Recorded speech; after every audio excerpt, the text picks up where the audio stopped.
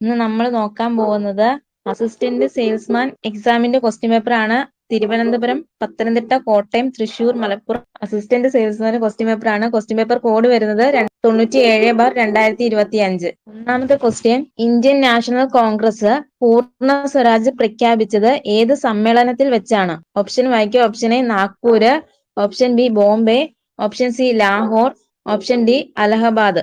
അത് option C Lahore ആണ്. Indian national Congress പൂർണ്ണ സ്വരാജ് പ്രഖ്യാപിച്ചത് ഏത് സമ്മേളനത്തിൽ വെച്ചാണെന്ന് ചോദിച്ചാല് അത് ലാഹോർ സമ്മേളനമാണ് കേട്ടോ. ഇനി 1929 INC-യുടെ ലാഹോർ സമ്മേളനത്തിന്റെ അധ്യക്ഷൻ ആരാണ്? അത് ജവഹർലാൽ നെഹ്റു ആണ്. 1929 INC-യുടെ ലാഹോർ സമ്മേളനത്തിന്റെ അധ്യക്ഷൻ ആരാണെന്ന് ചോദിച്ചാൽ അത് ജവഹർലാൽ നെഹ്റു ആണ്. ഇനി ഇന്ത്യൻ സ്വാതന്ത്ര്യത്തിന്റെ അന്തിമ ലക്ഷ്യം പൂർണ്ണ സ്വരാജാണെന്ന് പ്രഖ്യാപിച്ച INC സമ്മേളനമാണ് ലാഹോർ സമ്മേളനം എന്ന് പറയുന്നത്. ഇന്ത്യൻ സ്വാതന്ത്ര്യ സമരത്തിന്റെ അന്തിമ ലക്ഷ്യം പൂർണ്ണ സ്വരാജാണെന്ന് പ്രഖ്യാപിച്ച INC സമ്മേളനമാണ് ലാഹോർ സമ്മേളനം എന്ന് പറയുന്നത്. ഇനി ഗാന്ധിജിയുടെ നേതൃത്വത്തിൽ സിവിൽ നിയമലംഘനം ആരംഭിക്കാൻ തീരുമാനിച്ച കോൺഗ്രസ് സമ്മേളനം അതും ലാഹോർ സമ്മേളനമാണ്. എന്താണ്? ഗാന്ധിജിയുടെ നേതൃത്വത്തിൽ സിവിൽ നിയമലംഘനം ആരംഭിക്കാൻ തീരുമാനിച്ച കോൺഗ്രസ് സമ്മേളനം ഏതാണെന്ന് വെച്ചാൽ അതും ലാഹോർ സമ്മേളനമാണ്. ഇനി രണ്ടാമത്തെ ക്വസ്റ്റ്യൻ, തിരുവിതാംകൂർ ഭരണാധികാരിയായ മാർത്താണ്ഡവർമ്മ കർഷകരായ സൈനികർക്ക് അവരുടെ സേവന കാലഘട്ടത്തിൽ നൽകിയിരുന്ന നികുതി ഇളവ് ഏത് പേരിലാണ് അറിയപ്പെട്ടത്? ക്വസ്റ്റ്യൻ ഒന്നുകൂടെ പറയാം. തിരുവിതാംകൂർ ഭരണാധികാരിയായ മാർത്താണ്ഡവർമ്മ കർഷകരായ സൈനികർക്ക് അവരുടെ സേവന കാലഘട്ടത്തിൽ നൽകിയിരുന്ന നികുതി ഇളവ് ഏത് പേരിലാണ് അറിയപ്പെട്ടത്? ഓപ്ഷൻ വായിക്കുക. ഓപ്ഷൻ എ തൃപ്പടിദാനം, ഓപ്ഷൻ ബി ഇറയിളി, ഓപ്ഷൻ സി പതിവ് കണക്ക്, ഓപ്ഷൻ ഡി പണ്ടാരവക. അത് ഓപ്ഷൻ ബി ഇറയിളിയാണ് കേട്ടോ. ഇനി മാർത്താണ്ഡവർമ്മയുടെ കാലത്ത് കൈക്കൊണ്ട ഒരു ഭരണ പരിഷ്കാരമായിരുന്നു ഈ ഇറയിളി എന്ന് പറയുന്നത്. മാർത്താണ്ഡവർമ്മ ഒരു സ്ഥിരം സൈന്യത്തിന് രൂപം കൊടുത്തു. സാധാരണ കൃഷിക്കാരുടെ ഇടയിൽ നിന്നാണ് സൈന്യത്തിലേക്ക് ആളിനെ എടുത്തിരുന്നത്. തിരഞ്ഞെടുക്കപ്പെടുന്നവർക്ക് ഇറയിളി എന്ന പേരില് നികുതി ഇളവ് നൽകിയിരുന്നു. വിരമിക്കുമ്പോൾ ഇറയിളി അടുത്തൂൺ എന്ന പെൻഷനും നൽകിയിരുന്നു കേട്ടോ. ഈ ഇറയിളി സമ്പ്രദായം എന്താണെന്ന് വെച്ചാല് മാർത്താണ്ഡവർമ്മ ഒരു സ്ഥിരം സൈന്യത്തിന് രൂപം കൊടുക്കുകയും സാധാരണ കൃഷിക്കാരുടെ ഇടയിൽ നിന്നാണ് സൈന്യത്തിലേക്ക് ആളിനെ എടുത്തിരുന്നത്. തിരഞ്ഞെടുക്കപ്പെടുന്നവർക്ക് ഇറയിളി എന്ന പേരിൽ ഒരു നികുതി ഇളവ് നൽകിയിരുന്നു. വിരമിക്കുമ്പോൾ ഇറയിളി അടുത്തൂൺ എന്ന പെൻഷനും നൽകിയിരുന്നു. മൂന്നാമത്തെ ക്വസ്റ്റ്യൻ, കേരളത്തിൽ ബ്രിട്ടീഷുകാരുടെ പ്രത്യക്ഷ ഭരണത്തിന് കീഴിലുണ്ടായിരുന്ന പ്രദേശം. ക്വസ്റ്റ്യൻ ഒന്നുകൂടെ പറയാം. കേരളത്തിൽ ബ്രിട്ടീഷുകാരുടെ പ്രത്യക്ഷ ഭരണത്തിൽ കീഴിലുണ്ടായിരുന്ന പ്രദേശം. Option A Kochi, option B Kollam, option C Thiruvithamkoor, option D Malabar. അത് ഓപ്ഷൻ ഡി മലബാർ ആണ് കേട്ടോ. ഇനി നാലാമത്തെ ക്വസ്റ്റ്യൻ, 1.25 കോടി മലയാളികൾ എന്ന ഗ്രന്ഥം രചിച്ചത്. അത് ഓപ്ഷൻ ബി EMS നമ്പൂതിരിപ്പാടാണ് കേട്ടോ. ഇനി കേരളത്തിലെ ആദ്യ മുഖ്യമന്ത്രി ആരാണ്? കേരളത്തിലെ ആദ്യ മുഖ്യമന്ത്രി EMS ആണ്. EMS നമ്പൂതിരിപ്പാടാണ് കേട്ടോ. ഐക്യ കേരളം എന്ന ആശയത്തിലൂടെ ഭാഷ അടിസ്ഥാനത്തിൽ കേരളം രൂപീകരിക്കാൻ വേണ്ടി നേതൃത്വം നൽകിയ വ്യക്തി ആരാണെന്ന് വെച്ചാൽ അത് EMS നമ്പൂതിരിപ്പാടാണ്. എന്താണ്? ഐക്യ കേരളം എന്ന ആശയത്തിലൂടെ ഭാഷ അടിസ്ഥാനത്തിൽ കേരളം രൂപീകരിക്കാൻ വേണ്ടി നേതൃത്വം നൽകിയ വ്യക്തി ആരാണെന്ന് വെച്ചാൽ അതും EMS നമ്പൂതിരിപ്പാടാണ്. ഇനി EMS നമ്പൂതിരിപ്പാടിന്റെ നേതൃത്വത്തിൽ ആരംഭിച്ച പത്രം ഏതാണ്? അത് പ്രഭാതമാണ് കേട്ടോ. EMS-ന്റെ നേതൃത്വത്തിൽ ആരംഭിച്ച പത്രം ഏതാണെന്ന് ചോദിച്ചാൽ അത് പ്രഭാതമാണ്. ഇനി EMS-ന്റെ ആത്മകഥ ഏത് പേരിലാണ് അറിയപ്പെടുന്നത്? EMS-ന്റെ ആത്മകഥ അദ്ദേഹത്തിന്റെ ആത്മകഥ എന്ന് തന്നെയാണ് കേട്ടോ. EMS നമ്പൂതിരിപ്പാടിന്റെ ആത്മകഥ എന്ന് തന്നെയാണ്. ഇനി അഞ്ചാമത്തെ ക്വസ്റ്റ്യൻ, ശുദ്ധി പ്രസ്ഥാനം ഏത് പരിഷ്കരണ പ്രസ്ഥാനവുമായി ബന്ധപ്പെട്ടതാണ്? ക്വസ്റ്റ്യൻ ഒന്നുകൂടെ പറയാം. ശുദ്ധി പ്രസ്ഥാനം ഏത് പരിഷ്കരണ പ്രസ്ഥാനവുമായി ബന്ധപ്പെട്ടതാണ്? ഓപ്ഷൻ വായിക്കുക. ഓപ്ഷൻ എ ആര്യ സമാജം, ഓപ്ഷൻ ബി ബ്രഹ്മ സമാജം, ഓപ്ഷൻ സി അലിഗഡ് പ്രസ്ഥാനം, ഓപ്ഷൻ ഡി സമത്വ സമാജം. അത് ഓപ്ഷൻ എ ആര്യ സമാജമാണ് കേട്ടോ. ശുദ്ധി പ്രസ്ഥാനം ആര്യ സമാജവുമായി ബന്ധപ്പെട്ടതാണ്. ഇനി അഹിന്ദുക്കളെ ഹിന്ദു മതത്തിലേക്ക് പരിവർത്തനം ചെയ്യിക്കുന്നതിന് വേണ്ടി ദയാനന്ദ സരസ്വതി സ്ഥാപിച്ച സംഘടന ഏതാണ്? അഹിന്ദുക്കളെ ഹിന്ദു മതത്തിലേക്ക് പരിവർത്തനം ചെയ്യുന്നതിന് വേണ്ടി ദയാനന്ദ സരസ്വതി സ്ഥാപിച്ച സംഘടന ഏതാണെന്ന് വെച്ചാൽ ഏതാണെന്ന് പറയും? അത് ശുദ്ധി പ്രസ്ഥാനമാണ് കേട്ടോ. ശുദ്ധി പ്രസ്ഥാനം. ഇനി ആര്യ സമാജം, വർഷം എന്നാണ് ആര്യ സമാജം? അത് 1875 കേട്ടോ. ആര്യ സമാജം 1875 ആരാണ് സ്ഥാപിച്ചത്? അത് ദയാനന്ദ സരസ്വതിയാണ്. ഇനി വേദങ്ങളിലേക്ക് മടങ്ങുക എന്ന് ആഹ്വാനം ചെയ്ത വ്യക്തിയാണ് ദയാനന്ദ സരസ്വതി കേട്ടോ. വേദങ്ങളിലേക്ക് മടങ്ങുക എന്ന് ആഹ്വാനം ചെയ്ത വ്യക്തിയാണ് ദയാനന്ദ സരസ്വതി. ഇന്ത്യക്കാർക്ക് എന്ന മുദ്രാവാക്യം ആരുടെയാണ്? ഇന്ത്യക്കാർക്ക് എന്ന മുദ്രാവാക്യം അതും ദയാനന്ദ സരസ്വതിയാണ്. ഈ അദ്ദേഹത്തിന്റെ പ്രസിദ്ധമായിട്ടുള്ള ഒരു കൃതിയാണ് സത്യാർത്ഥ പ്രകാശം കേട്ടോ. ദയാനന്ദ സരസ്വതിയുടെ പ്രസിദ്ധ കൃതി ഏതാണെന്ന് വെച്ചാൽ അത് സത്യാർത്ഥ പ്രകാശമാണ്. ഇനി ബ്രഹ്മസമാജം ആരാണ് സ്ഥാപിച്ചത്? ബ്രഹ്മസമാജം സ്ഥാപിച്ചത് ആരാണ്? അത് രാജാറാം മോഹൻ റോയ് ആണ് കേട്ടോ. 1828 രാജാറാം മോഹൻ റോയ് ആണ് ബ്രഹ്മസമാജം സ്ഥാപിച്ചത്. ഇനി അലിഗഡ് പ്രസ്ഥാനം ആരുടെയാണ്? അലിഗഡ് പ്രസ്ഥാനം അത് സർ സയ്യിദ് അഹമ്മദ് ഖാൻ ആണ് കേട്ടോ. അലിഗഡ് പ്രസ്ഥാനം ആരുടെയാണെന്ന് വെച്ചാൽ സർ സയ്യിദ് അഹമ്മദ് ഖാനിന്റെയാണ്. സമത്വ സമാജം സ്ഥാപിച്ചവരാണ്? സമത്വ സമാജം അത് വൈകുണ്ഠ സ്വാമികളാണ് കേട്ടോ. സമത്വ സമാജം സ്ഥാപിച്ചത് വൈകുണ്ഠ സ്വാമികളാണ് 1836. ഇനി 6ാമത്തെ ക്വസ്റ്റ്യൻ ക്യാൻസൽ ആണ്. ഇനി 7ാമത്തെ ക്വസ്റ്റ്യൻ ആണ്. താഴെ പറയുന്നവയിൽ ശരിയായ പ്രസ്താവന ഏത്? പ്രസ്താവന 1 പറയുന്നത് കാറ്റിലൂടെ തിരശ്ചീന തലത്തിൽ താപം വ്യാപിക്കുന്ന പ്രക്രിയയാണ് അവിവഹനം. 2ാമത്തെ പ്രസ്താവന പറയുന്നത് കാറ്റിലൂടെ തിരശ്ചീന തലത്തിൽ താപം വ്യാപിക്കുന്ന പ്രക്രിയയാണ് താപചാലനം. 3ാമത്തെ പ്രസ്താവന പറയുന്നു കാറ്റിലൂടെ തിരശ്ചീന തലത്തിൽ താപം വ്യാപിക്കുന്ന പ്രക്രിയയാണ് സംവഹനം. ഏതാണ് ഇതിൽ ശരിയായിട്ടുള്ള പ്രസ്താവന? അത് ഓപ്ഷൻ എ ആണ് കേട്ടോ. 1 ശരിയായിട്ടുള്ള പ്രസ്താവന. കാറ്റിലൂടെ തിരശ്ചീന തലത്തിൽ താപം വ്യാപിക്കുന്ന പ്രക്രിയയാണ് അവിവഹനം എന്ന് പറയുന്നത് കേട്ടോ. കാറ്റിലൂടെ തിരശ്ചീന തലത്തിൽ താപം വ്യാപിക്കുന്ന പ്രക്രിയ ഏതാണെന്ന് വെച്ചാൽ അത് അവിവഹനമാണ് കേട്ടോ. ഇനി താപചാലനം എന്താണെന്ന് വെച്ചാൽ ചൂടായ ഭൗമോപരിതലത്തോട് ചേർന്നുള്ള അന്തരീക്ഷത്തിന്റെ താഴ്ന്ന വിതാനത്തിലേക്ക് താപം പടരുന്ന രീതിയാണ് താപചാലനം എന്ന് പറയുന്നത്. എന്താണ്? ചൂടായ ഭൗമോപരിതലത്തോട് ചേർന്നുള്ള അന്തരീക്ഷത്തിന്റെ താഴ്ന്ന വിതാനങ്ങളിലേക്ക് താപം പകരുന്ന രീതിയാണ് താപചാലനം എന്ന് പറയുന്നത്. ഇനി സംവഹനം എന്ന് പറയുന്നത് ഭൂമിയോട് അടുത്തുള്ള അന്തരീക്ഷവായു ചൂട് പിടിച്ച് വികസിച്ച് മുകളിലേക്ക് ഉയരുന്നതിലൂടെ കൂടുതൽ ഉയരങ്ങളിലേക്ക് താപം വ്യാപിക്കുന്നു. എന്താണ് സംവഹനം? ഭൂമിയോട് അടുത്തുള്ള അന്തരീക്ഷവായു ചൂട് പിടിച്ച് വികസിച്ച് മുകളിലേക്ക് ഉയരുന്നതിലൂടെ കൂടുതൽ ഉയരങ്ങളിലേക്ക് താപം വ്യാപിക്കുന്നു. ഇനി അവിവഹനം എന്ന് പറയുന്നത് കാറ്റിലൂടെ തിരശ്ചീന തലത്തിൽ താപം വ്യാപിക്കുന്ന പ്രക്രിയ ഏതാണ്? അത് അവിവഹനമാണ് കേട്ടോ. ഇനി വികിരണം എന്താണെന്ന് വെച്ചാല് ഭൗമോപരിതലം ചൂട് പിടിക്കുന്നതോടെ ദീർഘതരംഗങ്ങളായി ഭൗമോപരിതലത്തിൽ നിന്ന് ഊർജം പുറന്തള്ളുന്നു. ഇതാണ് വികിരണം എന്ന് പറയുന്നത്. എന്താണ്? ഭൗമോപരിതലം ചൂട് പിടിക്കുന്നതോടെ ദീർഘതരംഗങ്ങളായി ഭൗമോപരിതലത്തിൽ നിന്ന് ഊർജം പുറന്തള്ളുന്ന പ്രക്രിയയാണ് വികിരണം എന്ന് പറയുന്നത്. ഇനി 8ാമത്തെ ക്വസ്റ്റ്യൻ ഇന്ത്യൻ ഉപഭൂഖണ്ഡത്തിൽ ഉൾപ്പെടാത്ത രാജ്യം ഏത്? ഒന്നാമത് പറഞ്ഞിരിക്കുന്നത് നേപ്പാള്, 2ാമത് ബംഗ്ലാദേശ്, 3ാമത് പറഞ്ഞിരിക്കുന്ന അഫ്ഗാനിസ്ഥാൻ, 4ാമത് പറഞ്ഞിരിക്കുന്നത് ഭൂട്ടാൻ. അത് ഓപ്ഷൻ ബി 3 മാത്രമാണ് ശരിയായിട്ടുള്ളത്. ഇന്ത്യൻ ഉപഭൂഖണ്ഡത്തിൽ ഉൾപ്പെടാത്ത രാജ്യം ഏതാണെന്ന് ചോദിച്ചാല് അത് അഫ്ഗാനിസ്ഥാൻ ആണ് കേട്ടോ. അഫ്ഗാനിസ്ഥാൻ. ഇനി ഇന്ത്യൻ ഉപഭൂഖണ്ഡത്തിൽ ഉൾപ്പെടുന്ന രാജ്യങ്ങളുടെ എണ്ണം എത്രയാണ്? ഇന്ത്യൻ ഉപഭൂഖണ്ഡത്തിൽ ഉൾപ്പെടുന്ന രാജ്യങ്ങളുടെ എണ്ണം എത്രയാണെന്ന് ചോദിച്ചാൽ എത്രയാണ്? അത് 7 ആണ് കേട്ടോ. 7. ഇന്ത്യൻ ഭൂഖണ്ഡത്തിൽ ഉൾപ്പെടുന്ന രാജ്യങ്ങളുടെ എണ്ണം ചോദിച്ചാൽ 7 ആണ്. ഏതൊക്കെയാണ്? ഇന്ത്യ, നേപ്പാൾ, ബംഗ്ലാദേശ്, പാകിസ്ഥാൻ, ഭൂട്ടാൻ, ശ്രീലങ്ക, മാലിദ്വീപ്. ഏതൊക്കെയാണ്? ഇന്ത്യ, നേപ്പാള്, ബംഗ്ലാദേശ്, പാകിസ്ഥാൻ, ഭൂട്ടാൻ, ശ്രീലങ്ക, മാലിദ്വീപ്. ഇനി ഇന്ത്യൻ ഉപഭൂഖണ്ഡത്തിലെ ഏറ്റവും വലിയ രാജ്യം ഏതാണ്? ഇന്ത്യൻ ഉപഭൂഖണ്ഡത്തിലെ ഏറ്റവും വലിയ രാജ്യം ഏതാണ്? അത് ഇന്ത്യയാണ് കേട്ടോ. ഇന്ത്യ. ഇന്ത്യൻ ഉപഭൂഖണ്ഡത്തിലെ ഏറ്റവും ചെറിയ രാജ്യം ഏതാണ്? ഏറ്റവും ചെറിയ രാജ്യം അത് മാലിദ്വീപ് ആണ് കേട്ടോ. മാലിദ്വീപ്. ഇനി ഇന്ത്യൻ ഉപഭൂഖണ്ഡത്തിന്റെ അതിർത്തികൾ വടക്ക് ഏതാണ്? ഇന്ത്യൻ ഉപഭൂഖണ്ഡത്തിന്റെ അതിർത്തികളിൽ വടക്ക് ഏതായിട്ട് വരും? വടക്ക് അത് ഹിമാലയമാണ് കേട്ടോ. വടക്ക് ഹിമാലയവും. വടക്ക് പടിഞ്ഞാറ് എന്താണ്? ഹിന്ദുക്കുഷ് പർവ്വതനിരയാണ് കേട്ടോ. വടക്ക് പടിഞ്ഞാറ് ഹിന്ദുക്കുഷ് പർവ്വതനിര, സുലൈമാൻ നിര കേട്ടോ. ഇനി വടക്ക് കിഴക്കാണെങ്കിൽ പൂർവാചലാണ്. വടക്ക് കിഴക്ക് എന്താണ്? പൂർവാചല്. തെക്ക് എന്താണ്? ഇന്ത്യൻ മഹാസമുദ്രമാണ്. തെക്ക് ഇന്ത്യൻ മഹാസമുദ്രവും. തെക്ക് കിഴക്ക് ബംഗാൾ ഉൾക്കടലാണ് കേട്ടോ. തെക്ക് കിഴക്ക് ബംഗാൾ ഉൾക്കടലും തെക്ക് പടിഞ്ഞാറാണ് അറബിക്കടൽ കേട്ടോ. ഇനി 9ാമത്തെ ക്വസ്റ്റ്യൻ ഇന്ത്യയുടെ കിഴക്കേ അറ്റത്തുള്ള രേഖാംശം. ഓപ്ഷൻ വായിക്കാം. ഓപ്ഷൻ എ 97 ഡിഗ്രി 25 മിനിറ്റ് കിഴക്ക്, ഓപ്ഷൻ ബി 77 ഡിഗ്രി 6 മിനിറ്റ് കിഴക്ക്, ഓപ്ഷൻ സി 68 ഡിഗ്രി 7 മിനിറ്റ് കിഴക്ക്, ഓപ്ഷൻ ഡി 82 ഡിഗ്രി 32 മിനിറ്റ് കിഴക്ക്. ഏതാണ് ഇന്ത്യയുടെ കിഴക്കേ അറ്റത്തുള്ള രേഖാംശം? അത് ഓപ്ഷൻ എ 97 ഡിഗ്രി 25 മിനിറ്റ് കിഴക്കാണ് കേട്ടോ. ഇന്ത്യയുടെ കിഴക്കേ അറ്റത്തുള്ള രേഖാംശം ചോദിച്ചാൽ അത് 97 ഡിഗ്രി 25 മിനിറ്റ് കിഴക്കാണ്. ഇനി ഇന്ത്യയുടെ അക്ഷാംശ സ്ഥാനം ഉത്തര അക്ഷാംശം 8 ഡിഗ്രി 4 മിനിറ്റിനും 37 ഡിഗ്രി 6 മിനിറ്റിനും ഇടയിലാണ്. എന്താണ് ഇന്ത്യയുടെ അക്ഷാംശ സ്ഥാനം? ഉത്തര അക്ഷാംശം 8 ഡിഗ്രി 4 മിനിറ്റിനും 37 ഡിഗ്രി 6 മിനിറ്റിനും ഇടയിലാണ് കേട്ടോ. ഇന്ത്യയുടെ രേഖാംശം പറയുന്നത് പൂർവ്വ രേഖാംശം 68 ഡിഗ്രി 7 മിനിറ്റ് മുതൽ 97 ഡിഗ്രി 25 മിനിറ്റിനും ഇടയിലാണ് കേട്ടോ. ഇതാണ് ഇന്ത്യയുടെ രേഖാംശം. രേഖാംശം പറയുന്നത് പൂർവ്വ രേഖാംശം 68 ഡിഗ്രി 7 മിനിറ്റിനും 97 ഡിഗ്രി 25 മിനിറ്റിനും ഇടയിലാണ്.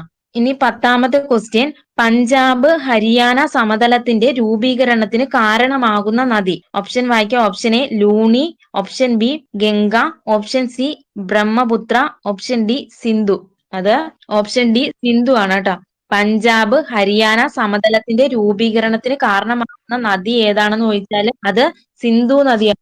ഇനി ഗംഗാ സമതലത്തിന് രൂപീകൃതമാകുന്ന നദി ഏതാണ്? ഗംഗാ സമതലത്തിന്റെ രൂപീകരണത്തിന് കാരണമാകുന്ന നദി ഏതാണ്? അത് ഗംഗയും പോഷക നദികളുമാണ് കേട്ടോ. ഗംഗാ സമതലത്തിന്റെ രൂപീകരണത്തിന് കാരണമാകുന്ന നദി ഏതാണെന്ന് ചോദിച്ചാൽ അത് ഗംഗയും പോഷക നദികളും. ആസാമിലെ ബ്രഹ്മപുത്ര സമതലമാണെങ്കിൽ ബ്രഹ്മപുത്രയും അതിന്റെ പോഷക നദികളുമാണ് കേട്ടോ. ഇനി രാജസ്ഥാനിലെ മരുസ്ഥലി ബാഗർ സമതലത്തിന്റെ രൂപീകരണത്തിന് കാരണമാകുന്ന നദികൾ ഏതാണെന്ന് ചോദിച്ചാൽ അത് ലൂണി, സരസ്വതി നദികളാണ് കേട്ടോ. രാജസ്ഥാനിലെ മരുസ്ഥലി ബാഗർ രൂപീകരണത്തിന് കാരണമാകുന്ന നദി ഏതാണെന്ന് ചോദിച്ചാൽ അത് ലൂണി, സരസ്വതി നദികളാണ്. 11ാമത്തെ ക്വസ്റ്റ്യൻ, പഹൽഗാം തീവ്രവാദ ആക്രമണത്തെ തുടർന്ന് ഇന്ത്യ പാകിസ്ഥാനിലേക്കൊഴുക്കുന്ന ചിനാബ് നദിയിലെ നീരൊഴുക്ക് തടയാൻ അടച്ച ഡാം ഏത്? ക്വസ്റ്റ്യൻ ഒന്നുകൂടെ പറയാം. പഹൽഗാം തീവ്രവാദ ആക്രമണത്തെ തുടർന്ന് ഇന്ത്യ പാകിസ്ഥാനിലേക്കൊഴുക്കുന്ന ചിനാബ് നദിയിലെ നീരൊഴുക്ക് തടയാൻ അടച്ച ഡാം ഏത്? ഒന്നാമത് പറഞ്ഞിരിക്കുന്നത് ബക്രാനഗർ ഡാം, രണ്ടാമത് പറഞ്ഞിരിക്കുന്നത് ബരാക്ക ഡാം, മൂന്നാമത് പറഞ്ഞിരിക്കുന്നത് സർദാർ സരോവർ, നാലാമത് പറഞ്ഞിരിക്കുന്നത് ബഗ്ലിഹാർ. ഏതാണ്? ബഗ്ലിഹാർ ആണ് കേട്ടോ. ഇനി 12ാമത്തെ ക്വസ്റ്റ്യൻ, കേരളത്തിൽ സർക്കാർ നടപ്പാക്കുന്ന വേതന തൊഴിൽ പദ്ധതി ഏത്? കേരളത്തിൽ സർക്കാർ നടപ്പിലാക്കുന്ന വേതന തൊഴിൽ പദ്ധതി ഏത്? ഓപ്ഷൻ വായിക്കാം. Option A Subhiksha Keralam, option B Karunya, option C Niramaya, option D Jeevanam. അത് ഓപ്ഷൻ ഡി ജീവനമാണ്. കേരളത്തില് സർക്കാർ നടപ്പിലാക്കുന്ന വേതന തൊഴിൽ പദ്ധതി ഏതാണെന്ന് വെച്ചാൽ അത് ജീവനമാണ് കേട്ടോ. ജീവനം. ഇനി 13ാമത്തെ ക്വസ്റ്റ്യൻ, ക്യാൻസൽ ആണ്. നഷ്ടപരമായ നശീകരണം എന്ന ആശയം ആവിഷ്കരിച്ചത് ഇവരിൽ ആരാണ് എന്നാണ് ക്വസ്റ്റ്യൻ കേട്ടോ. പക്ഷേ ക്വസ്റ്റ്യൻ ക്യാൻസൽ ആക്കി. ഇവിടെ കൊടുത്തിരിക്കുന്നത് നഷ്ടപരമായ നശീകരണം എന്നാണ്. പക്ഷെ സൃഷ്ടിപരമായ നശീകരണം എന്നാണ് ക്വസ്റ്റ്യൻ വരേണ്ടത് കേട്ടോ. സൃഷ്ടിപരമായ നശീകരണം. ആരുടെ ആശയമാണ് സൃഷ്ടിപരമായ നശീകരണം? ഓപ്ഷൻ വായിക്കുക. ഓപ്ഷൻ പറഞ്ഞിരിക്കുന്നത് J.A. Schumpeter, option B David Ricardo, option C Karl Marx, option D J.M. Keynes. ആരുടെയാണ് സൃഷ്ടിപരമായ നശീകരണം എന്ന് പറയുന്നത്? ആരുടെ ആശയമാണ്? അത് ഓപ്ഷൻ എ J.A. ഷുംപീറ്റർ ആണ് കേട്ടോ. ചെക്ക് റിപ്പബ്ലിക്കൻ വംശജനായ J.A. ഷുംപീറ്റർ ആവിഷ്കരിച്ച ആശയം ഏതാണെന്ന് വെച്ചാൽ അത് സൃഷ്ടിപരമായ നശീകരണമാണ് കേട്ടോ. ഇനി അദ്ദേഹത്തിന്റെ ആശയം ഇതാണ് പറയുന്നത്: വ്യവസായങ്ങളും സാങ്കേതിക വിദ്യകളും ന്യൂനത കണ്ടുപിടുത്തങ്ങളാൽ പുത്തൻ അവസരങ്ങളും വളർച്ചയും സൃഷ്ടിക്കുന്നു. എന്നാൽ നിലവിലുള്ള വ്യവസായങ്ങളും സാങ്കേതിക വിദ്യകളും നൂതന കണ്ടുപിടുത്തങ്ങളാൽ തടസ്സപ്പെടുകയോ നശീകരിക്കുകയോ ചെയ്യുന്നു എന്ന് അഭിപ്രായപ്പെട്ട വ്യക്തി ആരാണ്?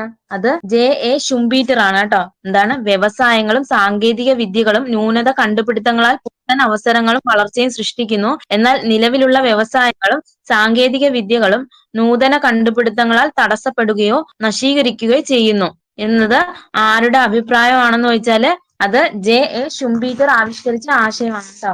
ഇനി 14ാമത്തെ ക്വസ്റ്റ്യൻ, സാധനങ്ങളുടെയും സേവനങ്ങളുടെയും ഉൽപാദന പ്രക്രിയയിൽ ഒരു രാജ്യം അഭിമുഖീകരിക്കുന്ന അടിസ്ഥാന സാമ്പത്തിക പ്രശ്നങ്ങളിൽ സാങ്കേതിക വിദ്യയുടെ തിരഞ്ഞെടുപ്പിനെ കുറിച്ച് പ്രതിപാദിക്കുന്നത് ചുവടെ തന്നിരിക്കുന്ന ഏത് ചോദ്യത്തിലാണ്? ക്വസ്റ്റ്യൻ ഒന്നുകൂടെ പറയാം. സാധനങ്ങളുടെയും സേവനങ്ങളുടെയും ഉൽപാദന പ്രക്രിയയിൽ ഒരു രാജ്യം അഭിമുഖീകരിക്കുന്ന അടിസ്ഥാന സാമ്പത്തിക പ്രശ്നങ്ങളിൽ സാങ്കേതിക വിദ്യയുടെ തെരഞ്ഞെടുപ്പിനെ കുറിച്ച് പ്രതിപാദിക്കുന്നത് ചുവടെ തന്നിരിക്കുന്ന ഏത് ചോദ്യത്തിലാണ്?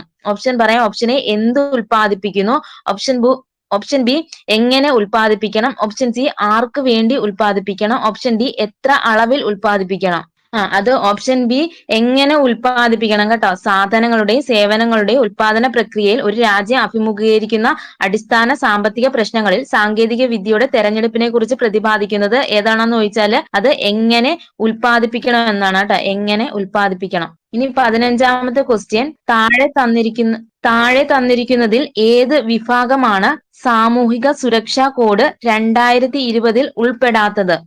ഓപ്ഷൻ വായിക്കുക. ഓപ്ഷൻ എ ദിവസവേതനക്കാർ, ഓപ്ഷൻ ബി ഗിഗ് പ്ലാറ്റ്ഫോം തൊഴിലാളികൾ, ഓപ്ഷൻ സി സർക്കാർ ജീവനക്കാർ, ഓപ്ഷൻ ഡി അതിഥി തൊഴിലാളികൾ. ഏതാണ്? ഏത് വിഭാഗമാണ് സാമൂഹിക സുരക്ഷാ കോഡ് 2020 ഉൾപ്പെടാത്തത് എന്ന് വെച്ചാൽ ഏതാണ്? അത് ഓപ്ഷൻ സി സർക്കാർ ജീവനക്കാരാണ്. സർക്കാർ ജീവനക്കാർ. ഇനി ഗിഗ് പ്ലാറ്റ്ഫോം തൊഴിലാളികൾ എന്ന് പറയുന്നത് സാമൂഹിക സുരക്ഷാ കോഡ് 2020 ഒരു ഗിഗ് തൊഴിലാളികളെ നിർവചിച്ചിരിക്കുന്നത് ഇപ്രകാരമാണ്: പരമ്പരാഗത തൊഴിലുടമ തൊഴിലാളി ബന്ധങ്ങൾക്ക് പുറത്തുള്ള ഒരു തൊഴിൽ ക്രമീകരണത്തിൽ പങ്കെടുക്കുകയും അത്തരം പ്രവർത്തനങ്ങളിൽ നിന്ന് സമ്പാദിക്കുകയും ചെയ്യുന്ന ഒരു വ്യക്തിയാണ് ഗിഗ് പ്ലാറ്റ്ഫോം തൊഴിലാളികൾ എന്ന് പറയുന്നത് കേട്ടോ. സാമൂഹിക സുരക്ഷാ കോഡ് 2020 ഒരു ഗിഗ് തൊഴിലാളിയെ നിർവചിച്ചിരിക്കുന്നത് ഇപ്രകാരമാണ്: പരമ്പരാഗത തൊഴിലുടമ തൊഴിലാളി ബന്ധങ്ങൾക്ക് പുറത്തുള്ള ഒരു തൊഴിൽ ക്രമീകരണത്തിൽ പങ്കെടുക്കുകയും അത്തരം പ്രവർത്തനങ്ങളിൽ നിന്ന് സമ്പാദിക്കുകയും ചെയ്യുന്ന ഒരു വ്യക്തിയാണ്. ഈ ഗിഗ് പ്ലാറ്റ്ഫോം തൊഴിലാളികളുടെ സവിശേഷതകൾ എന്തൊക്കെയാണെന്ന് നോക്കാം. ഗിഗ് പ്ലാറ്റ്ഫോം തൊഴിലാളികൾക്ക് ആവശ്യാനുസരണം കമ്പനികളുമായി ഔപചാരിക കരാറുകളിൽ ഏർപ്പെടാൻ സാധിക്കുന്നു. താൽക്കാലികവും സമയബന്ധിതവുമായി പൂർത്തിയാക്കേണ്ട തൊഴിലുകളാണ്. ഇനി ഒരേ സമയം ഒന്നിലധികം സ്ഥാപനങ്ങളിൽ ജോലി ചെയ്യാൻ സാധിക്കുന്നു. സമയത്തിനും സന്ദർഭത്തിനും അനുസരിച്ച് ജോലി ചെയ്യുവാനുള്ള സ്വാതന്ത്ര്യം ലഭ്യമാകുന്നു. താല്പര്യമുള്ള മേഖലകളിൽ ഇവർക്ക് കഴിവുകൾ പരീക്ഷിക്കാൻ അവസരം ലഭിക്കുന്നു കേട്ടോ. ഇതൊക്കെയാണ് ഗിഗ് പ്ലാറ്റ്ഫോം തൊഴിലാളികളുടെ സവിശേഷതകൾ എന്ന് പറയുന്നത്. ഇനി 16ാമത്തെ ക്വസ്റ്റ്യൻ, വരും തലമുറയ്ക്ക് അവരുടെ ആവശ്യങ്ങൾ നിറവേറ്റാനുള്ള കഴിവിൽ കുറവ് വരാതെ ഇന്നത്തെ തലമുറ അവരുടെ ആവശ്യങ്ങൾ നിറവേറ്റുന്ന സമീപനമാണ് സുസ്ഥിര വികസനം. ഈ പ്രസ്താവന മുന്നോട്ട് വെച്ചത്? ഓപ്ഷൻ വായിക്കാം. Option A Brundtland commission, option B Kothari commission, option C Malhotra commission, option D Bretton Woods സമ്മേളനം. അത് ഓപ്ഷൻ എ ബ്രെഡ്ലാൻഡ് കമ്മീഷൻ ആണ് കേട്ടോ. വരും തലമുറയ്ക്ക് അവരുടെ ആവശ്യങ്ങൾ നിറവേറ്റാനുള്ള കഴിവിൽ കുറവ് വരാതെ ഇന്നത്തെ തലമുറ അവരുടെ ആവശ്യങ്ങൾ നിറവേറ്റുന്ന സമീപനമാണ് സുസ്ഥിര വികസനം. ഈ പ്രസ്താവന മുന്നോട്ട് വെച്ചത് ആരാണ്? അത് ബ്രെഡ്ലാൻഡ് കമ്മീഷൻ ആണ് കേട്ടോ. ഇനി 17ാമത്തെ ക്വസ്റ്റ്യൻ, ഒരു പ്രദേശത്തെ 20 അംഗങ്ങളോളം വരുന്ന ആളുകൾ ഒത്തുചേർന്ന് ചെറിയ സംഘങ്ങൾ രൂപീകരിക്കുന്നു. ഓരോ അംഗവും നിശ്ചിത തുക സംഘത്തിൽ നിക്ഷേപിക്കുന്നു. ബാങ്കുകൾ ഈ സംഘങ്ങൾക്ക് കുറഞ്ഞ നിരക്കിൽ വായ്പ നൽകുന്നു. അങ്ങനെ 2 രീതിയിൽ കിട്ടിയ പണം മൂലധനമാക്കി അംഗങ്ങൾക്ക് വായ്പ നൽകുന്നു. ഈ സമ്പ്രദായമാണ് ഓപ്ഷൻ പറയാം. ഓപ്ഷൻ എ ഓഹരി വിപണി, option B mutual fund, option C life insurance, option D micro finance. അത് ഓപ്ഷൻ ഡി മൈക്രോ ഫിനാൻസ് ആണ് കേട്ടോ. എന്താണ്? ഒരു പ്രദേശത്തെ 20 അംഗങ്ങളോളം വരുന്ന ആളുകൾ ഒത്തുചേർന്ന് ചെറിയ സംഘങ്ങൾ രൂപീകരിക്കുന്നു. ഓരോ അംഗവും നിശ്ചിത തുക സംഘത്തിൽ നിക്ഷേപിക്കുന്നു. ബാങ്കുകൾ ഈ സംഘങ്ങൾക്ക് കുറഞ്ഞ നിരക്കിൽ വായ്പ നൽകുന്നു. അങ്ങനെ 2 രീതിയിൽ കിട്ടിയ പണം മൂലധനമാക്കി അംഗങ്ങൾക്ക് വായ്പ നൽകുന്നു. ഈ സമ്പ്രദായം മൈക്രോ ഫിനാൻസ് എന്നറിയപ്പെടുന്നു. കേരളത്തിൽ പ്രവർത്തിക്കുന്ന കുടുംബശ്രീ, പുരുഷ സ്വയം സഹായ സംഘങ്ങൾ എന്നിവ മൈക്രോ ഫിനാൻസിന് ഉദാഹരണങ്ങളാണ്. 18ാമത്തെ ക്വസ്റ്റ്യൻ, ഇന്ത്യയുടെ 16ാം ധനകാര്യ commission chairman? Option A Nand Kishore Singh, option B doctor Arvind Panagariya, option C Y V. Reddy, option D Abhijit Sen. ഇവിടെ ആൻസർ ആയിട്ട് വരുന്നത് option B doctor Arvind Panagariya. ഇന്ത്യയുടെ 16ാം ധനകാര്യ കമ്മീഷന്റെ ചെയർമാനാണ് ഡോക്ടർ അരവിന്ദ് പനഗരിയ. 19ാമത്തെ ക്വസ്റ്റ്യൻ, ഒരു രാജ്യം അതിന്റെ മണ്ണ് മാത്രമല്ല, ഒരു രാജ്യം അതിന്റെ ജനങ്ങളാണ് എന്ന വരികൾ ഉദ്ധരിച്ചാണ് കേന്ദ്ര ധനകാര്യമന്ത്രി നിർമ്മല സീതാരാമൻ 2025 ബഡ്ജറ്റ് അവതരിപ്പിച്ചത്. ഈ വരികൾ എഴുതിയത്? Option A Gurajada Apparao, option B Rabindranath Tagore, option C ONV Kurup, option D doctor Siddalingaiah. അത് ആൻസർ ആയിട്ട് വരുന്നത് ഓപ്ഷൻ എ ഗുരജട അപ്പറാവു. കേന്ദ്ര ബഡ്ജറ്റ് 2025-26 മൂന്നാം മോദി സർക്കാരിന്റെ ആദ്യ സമ്പൂർണ്ണ ബഡ്ജറ്റാണ് 2025 ഫെബ്രുവരി 1 നടന്നത്. ഇനി ബജറ്റ് അവതരിപ്പിച്ചത് ധനമന്ത്രി നിർമ്മല സീതാരാമൻ. തുടർച്ചയായി ഏറ്റവും കൂടുതൽ ബഡ്ജറ്റ് അവതരിപ്പിച്ച ധനമന്ത്രിയാണ് നിർമ്മല സീതാരാമൻ. 8 തവണ തുടർച്ചയായി ഏറ്റവും കൂടുതൽ ബഡ്ജറ്റ് അവതരിപ്പിച്ച ധനമന്ത്രി നിർമ്മല സീതാരാമൻ 8 തവണ. തെലുങ്ക് കവിയും നാടകകൃത്തുമായ ശ്രീ ഗുരജട അപ്പറാവുവിന്റെ ഒരു രാജ്യമെന്നാൽ അതിന്റെ മണ്ണ് മാത്രമല്ല, ഒരു രാജ്യമെന്നാൽ അതിന്റെ ജനങ്ങളാണ് എന്ന പ്രസിദ്ധമായ വാക്യം ഉദ്ധരിച്ച് ധനമന്ത്രി ബഡ്ജറ്റ് അവതരണം ആരംഭിച്ചു. 2025-26 ബഡ്ജറ്റിന്റെ തീം സബ്കാ വികാസ, ലക്ഷ്യം വികസിത ഭാരതം. ലക്ഷ്യം എന്ന് പറയുന്നത് വികസിത ഭാരതം. 2025-26 ബഡ്ജറ്റിന്റെ തീം എന്താണെന്ന് ചോദിച്ചാല് അത് സബ്കാ വികാസ് ആണ്. ഇനി 20ാമത്തെ ക്വസ്റ്റ്യൻ, ഇറാൻ ഇസ്രയേൽ യുദ്ധത്തെ തുടർന്ന് ഇറാനിൽ നിന്നും ഇന്ത്യക്കാരെ ഇന്ത്യയിലേക്ക് എത്തിക്കുവാനുള്ള നടപടി അറിയപ്പെടുന്നത് എന്ത് പേരിൽ? Option A operation Sindoor, option B operation Sindhu, option C operation Ganga, option D operation Shakti. ഇവിടെ ആൻസർ ആയിട്ട് വരുന്നത് ഓപ്ഷൻ ബി ഓപ്പറേഷൻ സിന്ധു ആണ്. ഇറാൻ ഇസ്രയേൽ യുദ്ധത്തെ തുടർന്ന് ഇറാനിൽ നിന്നും ഇന്ത്യക്കാരെ ഇന്ത്യയിലേക്ക് എത്തിക്കുവാനുള്ള നടപടി അറിയപ്പെടുന്നത് ഓപ്പറേഷൻ സിന്ധു. നമ്മളടുത്ത് ചോദിക്കാം, മ്യാൻമാറിലും തായ്ലൻഡിലും ഉണ്ടായ ഭൂകമ്പത്തെ തുടർന്ന് ദുരിതാശ്വാസ പ്രവർത്തനങ്ങൾക്കും രക്ഷാപ്രവർത്തനങ്ങൾക്കുമായി ഇന്ത്യ നടത്തിയ ദൗത്യം ഏതാണ്? മ്യാൻമാറിലും തായ്ലൻഡിലും ഉണ്ടായ ഭൂകമ്പത്തെ തുടർന്ന് ദുരിതാശ്വാസ പ്രവർത്തനങ്ങൾക്കും രക്ഷാപ്രവർത്തനങ്ങൾക്കുമായി ഇന്ത്യ നടത്തിയ ദൗത്യം അത് ഏതാണ്? അത് ഓപ്പറേഷൻ ബ്രഹ്മയാണ് കേട്ടോ. ഓപ്പറേഷൻ ബ്രഹ്മ. എന്താണ്? മ്യാൻമാറിലും തായ്ലൻഡിലും ഉണ്ടായ ഭൂകമ്പത്തെ തുടർന്ന് ദുരിതാശ്വാസ പ്രവർത്തനങ്ങൾക്കും രക്ഷാപ്രവർത്തനങ്ങൾക്കുമായി ഇന്ത്യ നടത്തിയ ദൗത്യം ഏതാണെന്ന് വെച്ചാൽ അത് ഓപ്പറേഷൻ ബ്രഹ്മയാണ്. ഇനി ഇസ്രയേൽ ഹമാസ് യുദ്ധം കാരണം ഇസ്രയേലിൽ നിന്ന് ഇന്ത്യക്കാരെ തിരികെ കൊണ്ടുവരാൻ നടത്തിയ ദൗത്യം ഏതാണ്? ഇസ്രയേൽ ഹമാസ് യുദ്ധം കാരണം ഇസ്രയേലിൽ നിന്ന് ഇന്ത്യക്കാരെ തിരികെ കൊണ്ടുവരാൻ നടത്തിയ ദൗത്യമാണ് ഓപ്പറേഷൻ അജയ് ആണ്. 2023 കേട്ടോ. ഓപ്പറേഷൻ അജയ് 2023. ഇനി സുഡാനിൽ ആഭ്യന്തര സംഘർഷം ഉണ്ടായപ്പോൾ അവിടെ കുടുങ്ങിയ ഇന്ത്യൻ പൗരന്മാരെ രക്ഷിക്കാൻ നടത്തിയ ദൗത്യം ഏതാണ്? സുഡാനിൽ ആഭ്യന്തര സംഘർഷം ഉണ്ടായപ്പോൾ അവിടെ കുടുങ്ങിയ ഇന്ത്യൻ പൗരന്മാരെ രക്ഷിക്കാൻ നടത്തിയ ദൗത്യം ഏതാണെന്ന് വെച്ചാൽ അത് ഓപ്പറേഷൻ കാവേരി ആണ് കേട്ടോ. ഓപ്പറേഷൻ കാവേരി. ഇനി 21ാമത്തെ ക്വസ്റ്റ്യൻ, ഇന്ത്യൻ ഭരണഘടനയിലെ മൗലിക അവകാശങ്ങളുമായി ബന്ധപ്പെട്ട വകുപ്പ് 19 പെടാത്ത പ്രസ്താവന ഏത്? ഓപ്ഷൻ പറയാം. ഓപ്ഷൻ എ സംസാര സ്വാതന്ത്ര്യവും ആവിഷ്കാര സ്വാതന്ത്ര്യവും, ഓപ്ഷൻ ബി പറയുന്ന ആയുധങ്ങളില്ലാതെ സമാധാനപരമായി സമ്മേളിക്കുക, ഓപ്ഷൻ സി നിയമത്തിനു മുമ്പിൽ എല്ലാവരും തുല്യരാണ്, ഓപ്ഷൻ ഡി ഇന്ത്യയിൽ എവിടെയും സ്വതന്ത്രമായി സഞ്ചരിക്കുക. അത് ഓപ്ഷൻ സി നിയമത്തിന് മുന്നിൽ എല്ലാവരും തുല്യരാണ് കേട്ടോ. ഇന്ത്യൻ ഭരണഘടനയിലെ മൗലിക അവകാശങ്ങളുമായി ബന്ധപ്പെട്ട വകുപ്പ് 19 പെടാത്ത പ്രസ്താവന ഏതാണെന്ന് ചോദിച്ചാൽ അത് നിയമത്തിന് മുന്നിൽ എല്ലാവരും തുല്യരാണ്. 19(1) എയിൽ എന്താണ് പറയുന്നത്? അത് അഭിപ്രായ സ്വാതന്ത്ര്യമാണ് കേട്ടോ. 19(1) എയിൽ പറയുന്നത് അഭിപ്രായ സ്വാതന്ത്ര്യവും 19(1) ബിയില് നിരായുധരായി സമാധാനമായി ഒത്തുചേരാനുള്ള സ്വാതന്ത്ര്യം. എന്താണ്? 19(1) ബിയിൽ പറയുന്നത് നിരായുധരായി സമാധാനപരമായി ഒത്തുചേരാനുള്ള സ്വാതന്ത്ര്യം. 19(1) സി പറയുന്നത് സംഘടനകളും പ്രസ്ഥാനങ്ങളും രൂപവൽക്കരിക്കാനുള്ള സ്വാതന്ത്ര്യം. സംഘടനകളും പ്രസ്ഥാനങ്ങളും രൂപവൽക്കരിക്കുന്നതിനുള്ള അവകാശം. 19(1) ഡിയിൽ പറയുന്നത് ഇന്ത്യയിലുടനീളം സഞ്ചരിക്കാനുള്ള സ്വാതന്ത്ര്യം. 19(1) ഡി പറയുന്നത് ഇന്ത്യയിൽ ഉടനീളം സഞ്ചരിക്കാനുള്ള സ്വാതന്ത്ര്യം. ഇനി 19(1) ഇയിൽ പറയുന്നത് ഇന്ത്യയിൽ എവിടെയും താമസിക്കാനുള്ള സ്വാതന്ത്ര്യം. 19(1) ഇയിൽ പറയുന്നത് ഇന്ത്യയിൽ എവിടെയും താമസിക്കാനുള്ള സ്വാതന്ത്ര്യം. ഇനി 19(1) ജി പറയുന്ന ഇഷ്ടമുള്ള ജോലി ചെയ്യാനും സ്വന്തമായി വ്യവസായം, കച്ചവടം എന്നിവ തുടങ്ങുവാനുള്ള സ്വാതന്ത്ര്യം. നിയമത്തിന് മുന്നിൽ എല്ലാവരും തുല്യരാണ് എന്നത് ഏതൊരു അവകാശമാണ്? നിയമത്തിന് മുന്നിൽ എല്ലാവരും തുല്യരാണ് എന്ന് പറയുന്നത് അത് സമത്വത്തിനുള്ള അവകാശമാണ്. സമത്വത്തിനുള്ള അവകാശം. അത് 14 തൊട്ട് 18 വരെ കേട്ടോ. സമത്വത്തിനുള്ള അവകാശം പറയുന്നത് 14 തൊട്ട് 18 വരെ. 14 പറയുന്നത് തുല്യ നിയമ സംരക്ഷണം. എന്താണ്? 14 നിയമസമത്വം, തുല്യ നിയമ സംരക്ഷണം. 15 പറയുന്നത് മതം, ജാതി, ലിംഗം എന്നിവയുടെ അടിസ്ഥാനത്തിൽ വിവേചനം പാടില്ല. എന്താണ് 15 പറയുന്നത്?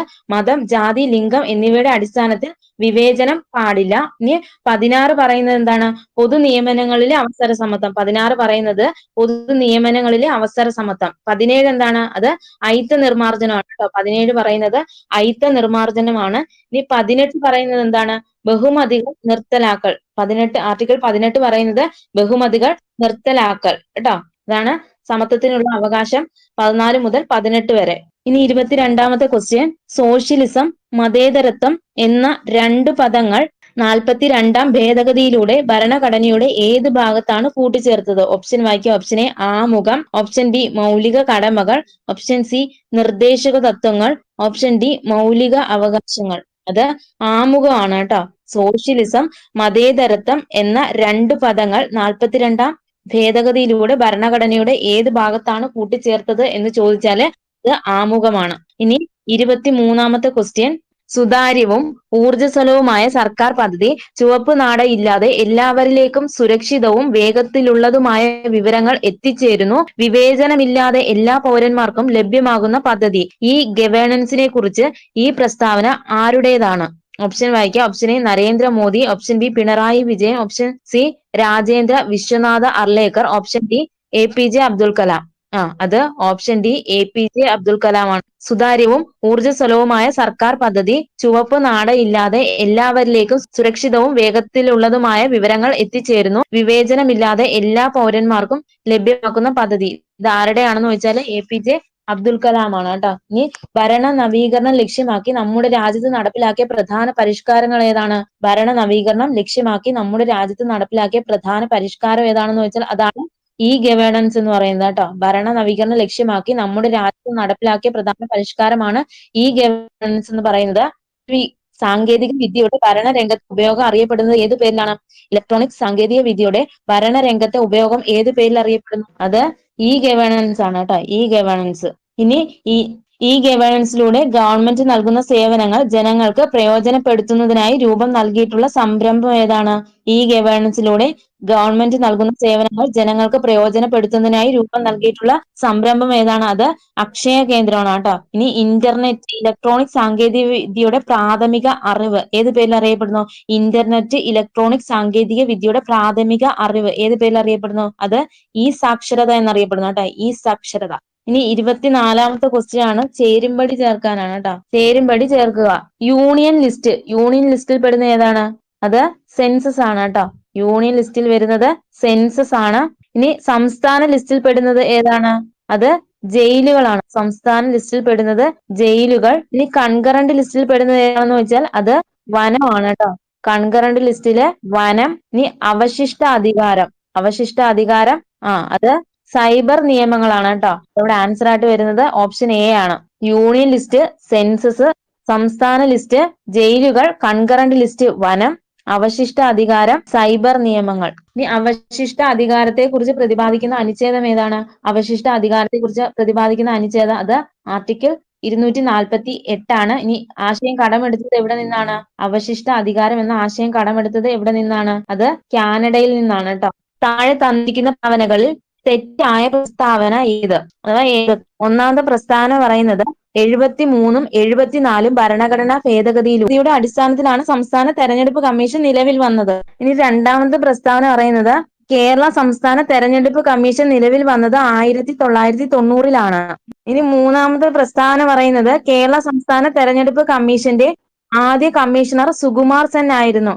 നാലാമത്തെ പ്രസ്താവന പറയുന്നത് കേരള സംസ്ഥാന തെരഞ്ഞെടുപ്പ് കമ്മീഷന്റെ ഇപ്പോഴത്തെ മുഖ്യ തെരഞ്ഞെടുപ്പ് കമ്മീഷണർ ഷാജഹാൻ ആണ്. അപ്പൊ ഇവിടെ ആൻസർ ആയിട്ട് വരുന്ന ഓപ്ഷൻ ബി 2ഉം 3ഉം ആണ് തെറ്റായിട്ടുള്ളത് കേട്ടോ. 73ഉം 74ഉം ഭരണഘടനാ ഭേദഗതിയുടെ അടിസ്ഥാനത്തിലാണ് സംസ്ഥാന തെരഞ്ഞെടുപ്പ് കമ്മീഷൻ നിലവിൽ വന്നത് കേട്ടോ. സംസ്ഥാന തെരഞ്ഞെടുപ്പ് കമ്മീഷന്റെ ഇപ്പോഴത്തെ മുഖ്യ തെരഞ്ഞെടുപ്പ് കമ്മീഷണർ ഷാജഹാൻ ആണ് കേട്ടോ. PSC answer. 73ഉം 74ഉം ഭരണഘടനാ ഭേദഗതികളുടെ അടിസ്ഥാനത്തിലാണ് സംസ്ഥാന തെരഞ്ഞെടുപ്പ് കമ്മീഷൻ നിലവിൽ വന്നത്. കേരള സംസ്ഥാന തെരഞ്ഞെടുപ്പ് കമ്മീഷന്റെ ഇപ്പോഴത്തെ മുഖ്യ തെരഞ്ഞെടുപ്പ് കമ്മീഷണർ ഷാജഹാൻ ആണ്. ഇത് രണ്ടുമാണ് ശരിയായിട്ടുള്ള പ്രസ്താവന. ഇനി തെറ്റായിട്ടുള്ള പ്രസ്താവന പറയുന്നത് കേരള സംസ്ഥാന തെരഞ്ഞെടുപ്പ് കമ്മീഷൻ നിലവിൽ വന്നത് അത് 1990-ലാണോ? കേരള സംസ്ഥാന തെരഞ്ഞെടുപ്പ് കമ്മീഷൻ നിലവിൽ വന്നത് 1993 ഡിസംബർ 3-നാണ് കേട്ടോ. കേരള സംസ്ഥാന തെരഞ്ഞെടുപ്പ് കമ്മീഷൻ നിലവിൽ വന്നത് 1993 ഡിസംബർ 3-നാണ് കേട്ടോ. ഇനി സംസ്ഥാന ഇലക്ഷൻ കമ്മീഷണറെ നിയമിക്കുന്നത് ആരാണ്? സംസ്ഥാന ഇലക്ഷൻ കമ്മീഷണറെ നിയമിക്കുന്നത് ആരാണ്? അത് ഗവർണറാണ് കേട്ടോ. ഇനി സംസ്ഥാന ഇലക്ഷൻ കമ്മീഷനെ കുറിച്ച് പ്രതിപാദിക്കുന്ന ആർട്ടിക്കിൾ ചോദിച്ചാൽ 243K-യും 243ZA-യുമാണ് കേട്ടോ. സംസ്ഥാന ഇലക്ഷൻ കമ്മീഷനെ കുറിച്ച് പ്രതിപാദിക്കുന്ന ആർട്ടിക്കിൾ ഏതാണെന്ന് ചോദിച്ചാൽ അത് 243K-യും 243ZA-യും ആണ് കേട്ടോ. ഇനി കേരളത്തിലെ ആദ്യ ഇലക്ഷൻ കമ്മീഷണർ ആരാണ്? കേരളത്തിലെ ആദ്യ ഇലക്ഷൻ കമ്മീഷണർ ആരാണ്? അത് MSK രാമസ്വാമി കേട്ടോ. കേരളത്തിലെ ആദ്യ ഇലക്ഷൻ കമ്മീഷണർ ആരാണെന്ന് ചോദിച്ചാൽ അത് MSK രാമസ്വാമിയും കേരളത്തിലെ രണ്ടാമത്തെ ഇലക്ഷൻ കമ്മീഷണർ ആരാണെന്ന് ചോദിച്ചാൽ അത് MS ജോസഫ് ആണ് കേട്ടോ. MS Joseph. ഇനി ഇന്ത്യയിലെ ആദ്യ മുഖ്യ തിരഞ്ഞെടുപ്പ് കമ്മീഷണർ ആരാണെന്ന് വെച്ചാൽ അതാണ് സുകുമാർ സെൻ എന്ന് പറയുന്നത്. ഇനി 26ാമത്തെ ക്വസ്റ്റ്യൻ ക്യാൻസൽ ആണ്. 27ാമത്തെ ക്വസ്റ്റ്യൻ ദരിദ്രരായ ജനവിഭാഗത്തിന് തുച്ഛമായ വിലയ്ക്ക് ഭക്ഷ്യധാന്യങ്ങൾ നൽകുന്ന കേന്ദ്ര സർക്കാരിന്റെ പദ്ധതി ഏത്? ഓപ്ഷൻ വായിക്കുക. ഓപ്ഷൻ എ മഴവിൽ പദ്ധതി, ഓപ്ഷൻ ബി ദേശീയ ഭക്ഷ്യ സുരക്ഷാ പദ്ധതി, ഓപ്ഷൻ സി അന്ത്യോദയ അന്ന യോജന പദ്ധതി, ഓപ്ഷൻ ഡി ഇവയൊന്നുമല്ല. അത് ഓപ്ഷൻ സി അന്ത്യോദയ അന്ന യോജന പദ്ധതിയാണ് കേട്ടോ. ദരിദ്രരായ ജനവിഭാഗങ്ങൾക്ക് തുച്ഛമായ വിലയ്ക്ക് ഭക്ഷ്യധാന്യങ്ങൾ നൽകുന്ന കേന്ദ്ര സർക്കാർ പദ്ധതി ഏതാണെന്ന് ചോദിച്ചാൽ അത് അന്ത്യോദയ അന്ന യോജന പദ്ധതിയാണ്. ഇനി 28ാമത്തെ ക്വസ്റ്റ്യൻ, താഴെ തന്നിരിക്കുന്ന പ്രസ്താവനകളിൽ തെറ്റായ പ്രസ്താവന കണ്ടെത്തുക. ഓപ്ഷൻ എ പറയുന്ന കേരളത്തിൽ ആദ്യമായി തൊഴിൽ വകുപ്പ് രൂപീകരിച്ചത് 1946-ലാണ്. ശരിയാണോ? രണ്ടാമത്തെ പ്രസ്താവന പറയുന്നത് ഇതിനുള്ള നിർദ്ദേശം നൽകിയത് CP രാമസ്വാമി അയ്യരാണ്. ഓപ്ഷൻ സി പറയുന്നത് ഇതിനുള്ള ഉത്തരവിറക്കിയത് ശ്രീമൂലം തിരുനാൾ രാജാവാണ്. ഓപ്ഷൻ ഡി പറയുന്നു 1946 വരെ വ്യവസായ വകുപ്പിന്റെ ഭാഗമായിരുന്നു തൊഴിൽ വകുപ്പ്. അപ്പൊ ഇവിടെ തെറ്റായിട്ടുള്ള പ്രസ്താവന പറയുന്നത് ഓപ്ഷൻ സി ആണ്. ഇതിനുള്ള ഉത്തരവ് ഇറക്കിയത് ശ്രീമൂലം തിരുനാൾ രാജാവാണ് കേട്ടോ. ഇനി അത് തെറ്റായിട്ടുള്ള പ്രസ്താവനയാണ്. ഇനി ശരിയായിട്ടുള്ളത് ഞാൻ പറയാം. കേരളത്തില് ആദ്യമായിട്ട് തൊഴിൽ വകുപ്പ് രൂപീകരിച്ചത് എന്നാണെന്ന് വെച്ചാൽ അത് 1946 ജനുവരി 26-നാണ് കേട്ടോ. 1946 ജനുവരി 26-നാണ്. അന്നത്തെ തിരുവിതാംകൂർ ദിവാനായിരുന്ന സർ CP രാമസ്വാമി അയ്യരുടെ നിർദ്ദേശപ്രകാരം ശ്രീ ചിത്തിര തിരുനാൾ ബാലരാമവർമ്മ മഹാരാജാവാണ് തൊഴിൽ വകുപ്പ് രൂപീകരിക്കാൻ ഉത്തരവിട്ടത് കേട്ടോ. 1946 ജനുവരി 26-ന് അന്നത്തെ തിരുവിതാംകൂർ ദിവാനായിരുന്ന സർ CP രാമസ്വാമി അയ്യരുടെ നിർദ്ദേശപ്രകാരം ശ്രീ ചിത്തിര തിരുനാൾ ബാലരാമവർമ്മ മഹാരാജാവാണ് തൊഴിൽ വകുപ്പ് രൂപീകരിക്കാൻ ഉത്തരവിട്ടത്. ഇതിന്റെ ലക്ഷ്യം എന്താണെന്ന് നോക്കാം. എന്താണ്? തൊഴിലാളികളുടെയും തൊഴിലുടമകളുടെയും താല്പര്യങ്ങൾ സംരക്ഷിക്കുക, തൊഴിൽപരമായ തർക്കങ്ങൾക്ക് പരിഹാരം കാണുക, തൊഴിൽ മേഖലയിൽ സമാധാനപരമായിട്ടുള്ള അന്തരീക്ഷം നിലനിർത്തുക. ഇതൊക്കെയാണ് തൊഴിൽ വകുപ്പിന്റെ പ്രധാന ലക്ഷ്യങ്ങൾ എന്ന് പറയുന്നത് കേട്ടോ. 1946 വരെ വ്യവസായ വകുപ്പിന്റെ ഭാഗമായിരുന്നു ഈ തൊഴിൽ വകുപ്പ് എന്ന് പറയുന്നത്. ഇനി 29ാമത്തെ ക്വസ്റ്റ്യൻ, താഴെ തന്നിരിക്കുന്ന പ്രസ്താവനകളിൽ രാജ്യസഭയുമായി ബന്ധപ്പെട്ട ശരിയായ പ്രസ്താവനകൾ ഏവ? ഒന്നാമത്തെ പ്രസ്താവന രാജ്യസഭയുടെ കാലാവധി 6 വർഷമാണ്. രണ്ടാമത്തെ പ്രസ്താവന പറയുന്നത് രാജ്യസഭ പാർലമെന്റിന്റെ അധോമണ്ഡലമാണ്. മൂന്നാമത്തെ പ്രസ്താവന രാജ്യസഭ അംഗമാകാനുള്ള കുറഞ്ഞ പ്രായം 25 വയസ്സാണ്. നാലാമത്തെ പ്രസ്താവന പറയുന്നു എല്ലാ സംസ്ഥാനങ്ങളിൽ നിന്നും രാജ്യസഭാ അംഗങ്ങളുടെ പ്രാതിനിധ്യം തുല്യമാണ്. അപ്പൊ ഇവിടെ ആൻസർ ആയിട്ട് വരുന്നത് ഓപ്ഷൻ ബി ആണ്. എല്ലാ പ്രസ്താവനകളും തെറ്റാണ് കേട്ടോ. എല്ലാ പ്രസ്താവനകളും തെറ്റാണ്. രാജ്യസഭയുടെ കാലാവധി എത്രയാണ്? രാജ്യസഭയുടെ കാലാവധി എന്ന് ചോദിച്ചാൽ എത്രയാണ്? രാജ്യസഭയുടെ കാലാവധി ഇല്ല കേട്ടോ. രാജ്യസഭയ്ക്ക് കാലാവധി ഇല്ല. രാജ്യസഭ എന്ന് പറയുന്നത് ഒരു സ്ഥിരം സഭയാണ് കേട്ടോ. രാജ്യസഭയിലെ അംഗങ്ങളുടെ കാലാവധി എത്രയാണ്? അത് 6 വർഷമാണ്. രാജ്യസഭയിലെ അംഗങ്ങളുടെ കാലാവധി എത്രയാണെന്ന് വെച്ചാൽ അത് 6 വർഷമാണ്. ഇനി രാജ്യസഭയിലെ 1/3 അംഗങ്ങൾ 2 വർഷം കൂടുന്തോറും വിരമിക്കുകയും പുതിയ അംഗത്തെ നിയമിക്കുകയും ചെയ്യുന്നു കേട്ടോ. എന്താണ്? രാജ്യസഭയിലെ 1/3 അംഗങ്ങൾ 2 വർഷം കൂടുന്തോറും വിരമിക്കുകയും പുതിയ അംഗത്തെ നിയമിക്കുകയും ചെയ്യുന്നു. ഇനി ഈ വിരമിച്ച രാജ്യസഭാ അംഗത്തിന് വീണ്ടും തിരഞ്ഞെടുക്കപ്പെടാനും നോമിനേറ്റ് ചെയ്യപ്പെടാനും അർഹതയുണ്ട് കേട്ടോ. ഈ വിരമിച്ച രാജ്യസഭാ അംഗത്തിന് വീണ്ടും തിരഞ്ഞെടുക്കപ്പെടാനും നോമിനേറ്റ് ചെയ്യപ്പെടാനും അർഹതയുണ്ട്. അധോസഭ എന്നറിയപ്പെടുന്നത് ഏതാണ്? അധോസഭ, പാർലമെന്റ് സഭ എന്നറിയപ്പെടുന്നത് അത് ലോക്സഭയാണ് കേട്ടോ. ലോക്സഭ. ഉപരിസഭ എന്നറിയപ്പെടുന്നത് അതാണ് രാജ്യസഭ കേട്ടോ. ഉപരിസഭ എന്നറിയപ്പെടുന്ന അത് രാജ്യസഭയാണ്. ഇനി 30ാമത്തെ ക്വസ്റ്റ്യൻ, MGNREGA-യുടെ പൂർണ്ണരൂപം. MGNREGA-യുടെ പൂർണ്ണരൂപം ഏത്? ഓപ്ഷൻ ആക്കിയ option A Mahatma Gandhi national rural employment guarantee act, option B Mahatma Gandhi national research and employment general act, option C Mahatma Gandhi natural rehabilitation and energy guarantee act, option D പറയുന്നത് Mahatma Gandhi national rural employment generating act. ഏതാണ്? അത് option A ആണ്. Mahatma Gandhi national rural employment guarantee act കേട്ടോ. Mahatma Gandhi national rural employment guarantee act ആണ് MGNREGA കേട്ടോ. ഇനി 31ാമത്തെ question, താഴെ തന്നിരിക്കുന്നവയിൽ തെറ്റായ പ്രസ്താവന അഥവാ പ്രസ്താവനകൾ ഏതൊക്കെ? പ്രസ്താവന 1 പറയുന്നത് ജമ്മു കാശ്മീരിന് പ്രത്യേക പദവി മുൻപ് നൽകിയിരുന്ന വകുപ്പായിരുന്നു വകുപ്പ് 370. രണ്ടാമത്തെ പ്രസ്താവന 2018 ജമ്മു കാശ്മീരിന് സംസ്ഥാന പദവി നഷ്ടപ്പെട്ടു. മൂന്നാമത്തെ പ്രസ്താവന പറയുന്നത് ഇപ്പോൾ ജമ്മു കാശ്മീർ 2 കേന്ദ്ര ഭരണ പ്രദേശങ്ങളാണ്. നാലാമത്തെ പ്രസ്താവന പറയുന്നത് ജമ്മു കാശ്മീർ നാഷണൽ കോൺഫറൻസ് ഇവിടുത്തെ ഒരു പ്രധാന പ്രാദേശിക രാഷ്ട്രീയ പാർട്ടിയാണ്. അപ്പൊ ഇവിടെ ആൻസർ ആയിട്ട് വരുന്നത് ഓപ്ഷൻ സി ആണ്. 2 മാത്രമാണ് തെറ്റായിട്ടുള്ളത് കേട്ടോ. എന്നാണ് ജമ്മു കാശ്മീരിന്റെ സംസ്ഥാന പദവി നഷ്ടപ്പെട്ടത് എന്ന് ചോദിച്ചാൽ അത് 2018 അല്ല 2019 ആണ് കേട്ടോ. ഇനി ഇന്ത്യയില് സംസ്ഥാന പദവി നഷ്ടപ്പെടുകയും കേന്ദ്ര ഭരണ പ്രദേശമായി മാറുകയും ചെയ്ത ആദ്യ സംസ്ഥാനം ഏതാണെന്ന് വെച്ചാൽ എന്താണ് ഇന്ത്യയില് സംസ്ഥാന പദവി നഷ്ടപ്പെടുകയും കേന്ദ്ര ഭരണ പ്രദേശമായി മാറുകയും ചെയ്ത ആദ്യ സംസ്ഥാനം ചോദിച്ചാൽ അത് ജമ്മു കാശ്മീരാണ് കേട്ടോ. ഇനി ജമ്മു കാശ്മീർ പുനഃസംഘടനാ ബില്ല് രാജ്യസഭയിൽ അവതരിപ്പിച്ചത് ആരാണ്? ജമ്മു കാശ്മീർ പുനഃസംഘടനാ ബില്ല് രാജ്യസഭയിൽ അവതരിപ്പിച്ചത് ആരാണെന്ന് വെച്ചാൽ ആരാണ്? അത് അമിത്ഷായാണ് കേട്ടോ. അമിത്ഷാ. ജമ്മു കാശ്മീർ പുനഃസംഘടനാ ബില്ല് രാജ്യസഭ പാസാക്കിയത് 2019 ഓഗസ്റ്റ് 5-നും ലോക്സഭ പാസാക്കിയത് 2019 ഓഗസ്റ്റ് 6-നും. ഇനി ജമ്മു കാശ്മീർ പുനഃസംഘടനാ ബില്ലിൽ രാഷ്ട്രപതി ഒപ്പുവെച്ചത് 2019 ഓഗസ്റ്റ് 9-നുമാണ് കേട്ടോ. ഒന്നുകൂടെ പറയാം, ജമ്മു കാശ്മീർ പുനഃസംഘടനാ ബില്ല് രാജ്യസഭ പാസാക്കിയത് 2019 August 5, Rajya Sabha പാസാക്കിയതാണ് 2019 August 5. Jammu Kashmir പുനഃസംഘടനാ bill Rajya Sabha പാസാക്കിയത് 2019 ഓഗസ്റ്റ് 5-നും ജമ്മു കാശ്മീർ പുനഃസംഘടനാ ബില്ല് ലോക്സഭ പാസാക്കിയത് 2019 ഓഗസ്റ്റ് 6-നും. ഇനി ജമ്മു കാശ്മീർ പുനഃസംഘടനാ ബില്ലിൽ രാഷ്ട്രപതി ഒപ്പുവെക്കുന്നത് 2019 ഓഗസ്റ്റ് 9-നുമാണ് കേട്ടോ.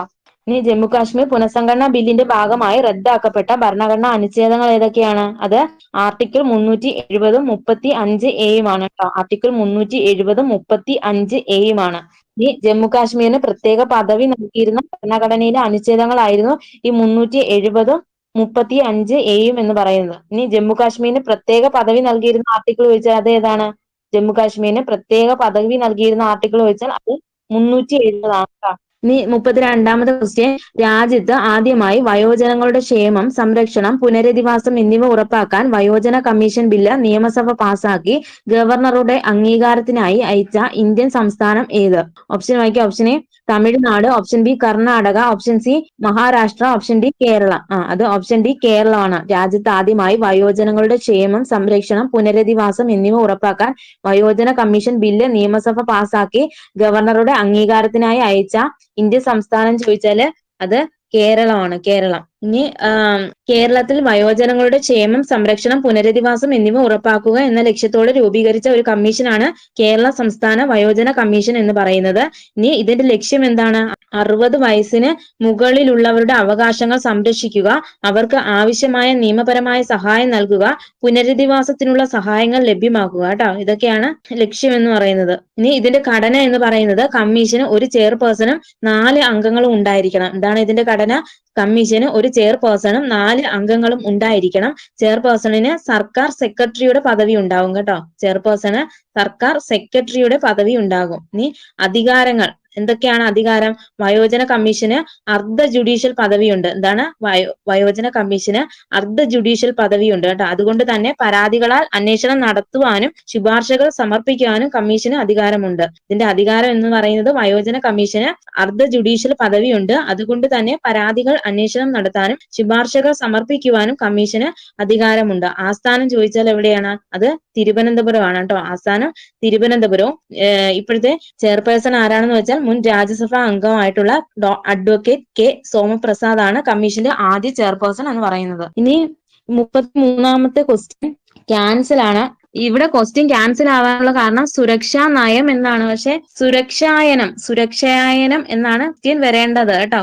സുരക്ഷായനം എന്ന് പറയുന്നത് കേരള സംസ്ഥാന ദുരന്ത നിവാരണ അതോറിറ്റിയുടെ ആപ്തവാക്യമാണ്. കേരള സംസ്ഥാന ദുരന്ത നിവാരണ അതോറിറ്റിയുടെ ആപ്തവാക്യമാണ് കേട്ടോ. ദുരന്ത നിവാരണ അതോറിറ്റി ആരംഭിച്ച ആദ്യ ഇന്ത്യൻ സ്റ്റേറ്റ് ഏതാണെന്ന് ചോദിച്ചാല് അത് കേരളമാണ്. 2007 മെയ് 4-ന് കേട്ടോ. 2007 മെയ് 4-നാണ്. കേരള സംസ്ഥാന ദുരന്ത നിവാരണ നിയമം 2007 പ്രകാരം കേരള സംസ്ഥാന ദുരന്ത നിവാരണ അതോറിറ്റിയുടെ പരമാവധി അംഗങ്ങൾ എത്രയാണ്? പരമാവധി അംഗങ്ങൾ എത്ര പേരാണ്? ഇത് 10 പേരാണ് കേട്ടോ, 10 പേരാണ്. ചെയർമാൻ എപ്പോഴും ആരായിരിക്കും? മുഖ്യമന്ത്രി ആയിരിക്കും കേട്ടോ.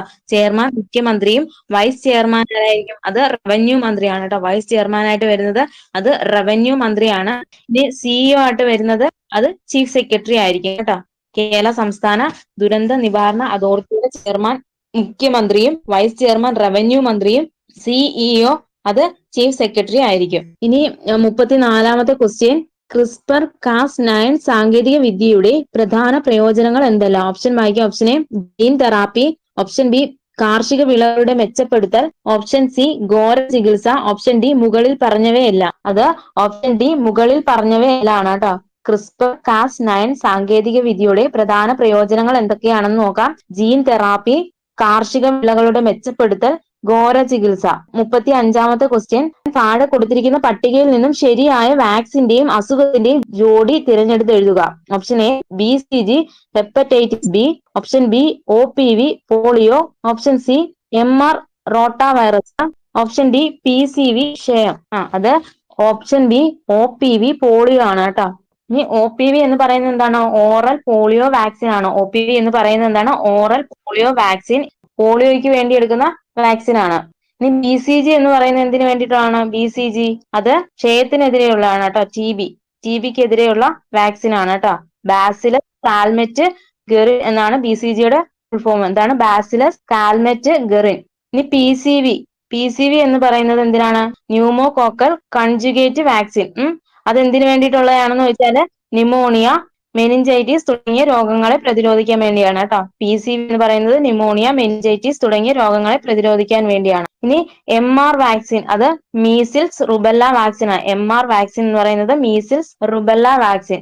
മീസിൽസ് റുബെല്ല പോലെയുള്ള രോഗങ്ങളെ പ്രതിരോധിക്കാൻ വേണ്ടി ഉള്ള വാക്സിൻ ആണ് MR വാക്സിൻ എന്ന് പറയുന്നത് കേട്ടോ. 36ാമത്തെ ക്വസ്റ്റ്യൻ, ഓസോൺ പാളിയുടെ ശോഷണത്തിന് പ്രധാന കാരണമായ രാസവസ്തു ഏതാണ്? ഓപ്ഷൻ വായിക്കുക. ഓപ്ഷൻ എ ക്ലോറോ ഫ്ലൂറോ കാർബണുകൾ, option B carbon dioxide, option C methane, option D nitrous oxide. അത് ഓപ്ഷൻ എ ക്ലോറോ ഫ്ലൂറോ കാർബണുകളാണ് കേട്ടോ. ഓസോൺ പാളിയുടെ ശോഷണത്തിന് പ്രധാന കാരണമായിട്ടുള്ള രാസവസ്തു ഏതാണെന്ന് ചോദിച്ചാല് അത് ക്ലോറോ ഫ്ലൂറോ കാർബണുകളാണ്. ഇനി 37ാമത്തെ ക്വസ്റ്റ്യൻ, ക്യാൻസർ ആണ്. വൈറ്റമിൻ ഡിയുടെ അപര്യാപ്തത മൂലം ഉണ്ടാകുന്ന രോഗം ഏതാണെന്നാണ് ചോദിച്ചിരിക്കുന്നത്. Option A rickets, option B scurvy, option C pellagra, option D osteoporosis. അപ്പം ക്വസ്റ്റ്യൻ ക്യാൻസൽ ആണ്. കാരണം എന്താണ്?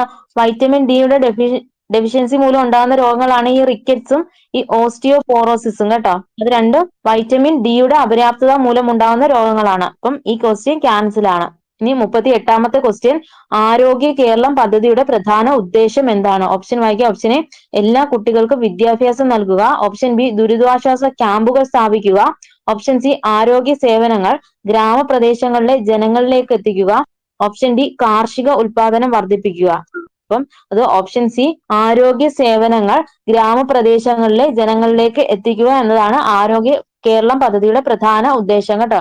ആരോഗ്യ സേവനങ്ങൾ ഗ്രാമപ്രദേശങ്ങളിലെ ജനങ്ങളിലേക്ക് എത്തിക്കുക എന്നത് ആരോഗ്യ കേരളം പദ്ധതിയുടെ പ്രധാന ഉദ്ദേശമാണ്. ഇനി 39ാമത്തെ ക്വസ്റ്റ്യൻ, തലച്ചോറിന്റെ പ്രധാനപ്പെട്ട ഭാഗങ്ങളായ സെറിബ്രത്തെ കുറിച്ചുള്ള പ്രസ്താവനകൾ താഴെ കൊടുത്തിരിക്കുന്നു. ശരിയായിട്ടുള്ളത് തിരഞ്ഞെടുത്തെഴുതുക. ഒന്നാമത്തെ പ്രസ്താവന പറയുന്നു സെറിബ്രം മനുഷ്യന്റെ തലച്ചോറിന്റെ ഏറ്റവും വലിയ ഭാഗമാണ്. രണ്ടാമത്തെ പ്രസ്താവന പറയുന്നു ഹൃദയമിടിപ്പ്, ശ്വസനം, രക്തസമ്മർദ്ദം തുടങ്ങിയ പ്രവർത്തനങ്ങൾ നിയന്ത്രിക്കുന്നു. ഇനി മൂന്നാമത്തെ പ്രസ്താവന പറയുന്നു നമ്മുടെ ശരീരത്തിന്റെ സന്തുലിതാവസ്ഥ കാക്കാൻ സഹായിക്കുന്നു. നാലാമത്തെ പ്രസ്താവന പറയുന്നു ചിന്തനം, ഓർമ്മ, ബുദ്ധിമുട്ടുകൾ പരിഹരിക്കൽ, ഭാഷാ തീരുമാനങ്ങൾ എന്നിവയെ നിയന്ത്രിക്കുന്നത് സെറിബ്രമാണ്. അപ്പൊ ഇവിടെ ആൻസർ ആയിട്ട് വരുന്നത് ഓപ്ഷൻ എ ആണ്. 1ഉം 4ഉം മാത്രമാണ് ശരിയായിട്ടുള്ള പ്രസ്താവന. ഇനി ശരീരത്തിന്റെ തുലനനിലയെ പരിപാലിക്കുന്ന മസ്തിഷ്ക ഭാഗം ഏതാണ്? ശരീരത്തിന്റെ തുലനനിലയെ പരിപാലിക്കുന്നത് അത് സെറിബെല്ലം ആണ് കേട്ടോ. സെറിബെല്ലം. ഇനി ഹൃദയമിടിപ്പ്, ശ്വസനം, രക്തസമ്മർദ്ദം തുടങ്ങിയ പ്രവർത്തനങ്ങൾ നിയന്ത്രിക്കുന്നത് ആരാണ്? ഹൃദയമിടിപ്പ്, ശ്വസനം, രക്തസമ്മർദ്ദം തുടങ്ങിയ അനൈച്ഛിക പ്രവർത്തനങ്ങളെ ഇത് മെഡുല്ല ഒബ്ലോങ്കേറ്റ ആണ് കേട്ടോ. ഇവിടെ ആൻസർ ആയിട്ട് വരുന്ന ഓപ്ഷൻ എ ആണ്. ഇനി 40ാമത്തെ ക്വസ്റ്റ്യൻ, ഏതാണ് ജീവിതശൈലി രോഗങ്ങൾക്ക് കാരണമാകുന്നത്? ഓപ്ഷൻ വായിക്കുക. ഓപ്ഷൻ എ പരിസ്ഥിതി മലിനീകരണം, ഓപ്ഷൻ ബി പ്രകൃതി ദുരന്തങ്ങൾ, ഓപ്ഷൻ സി അനിയന്ത്രിതമായ ഭക്ഷണശീലം, ഓപ്ഷൻ ഡി വൈറസ് ആക്രമണം. അത് ഓപ്ഷൻ സി അനിയന്ത്രിതമായ ഭക്ഷണശീലമാണ് കേട്ടോ ജീവിതശൈലി രോഗങ്ങൾക്ക് കാരണമാകുന്നത്. 41ാമത്തെ ക്വസ്റ്റ്യൻ, അമ്ലമഴയുടെ pH മൂല്യം ഏകദേശം. ഓപ്ഷൻ വായിക്കുക. ഓപ്ഷൻ എ 5.6 താഴെ, ഓപ്ഷൻ ബി 5.6 കൂടുതൽ, ഓപ്ഷൻ സി 7.0 തുല്യം, ഓപ്ഷൻ ഡി 7.0 കൂടുതൽ. അത് ഓപ്ഷൻ എ 5.6 താഴെയാണ് കേട്ടോ. അമ്ലമഴയുടെ pH മൂല്യം ഏകദേശം 5.6 താഴെയാണ്. ഇനി 42ാമത്തെ ക്വസ്റ്റ്യൻ, ഏതൊരു പ്രവർത്തനത്തിനും തുല്യവും വിപരീതവുമായ ഒരു പ്രതിപ്രവർത്തനം ഉണ്ടായിരിക്കും. ഇത് ന്യൂട്ടന്റെ എത്രാമത്തെ ചലന നിയമമാണ്? അത് ഓപ്ഷൻ സി 3ാം ചലന നിയമമാണ് കേട്ടോ. ഏതൊരു പ്രവർത്തനത്തിനും തുല്യവും വിപരീതവുമായ ഒരു പ്രതിപ്രവർത്തനം ഉണ്ടായിരിക്കും. ഇത് ന്യൂട്ടന്റെ 3ാം ചലന നിയമമാണ്. ഇനി 43ാമത്തെ ക്വസ്റ്റ്യൻ, വൈദ്യുത കാന്തിക തരംഗങ്ങളിൽ ആവൃത്തി ഏറ്റവും കൂടിയ തരംഗം ഏതാണ്? ഓപ്ഷൻ എ ഗാമ കിരണം, ഓപ്ഷൻ ബി എക്സ് കിരണം, ഓപ്ഷൻ സി UV കിരണം, ഓപ്ഷൻ ഡി റേഡിയോ കിരണം.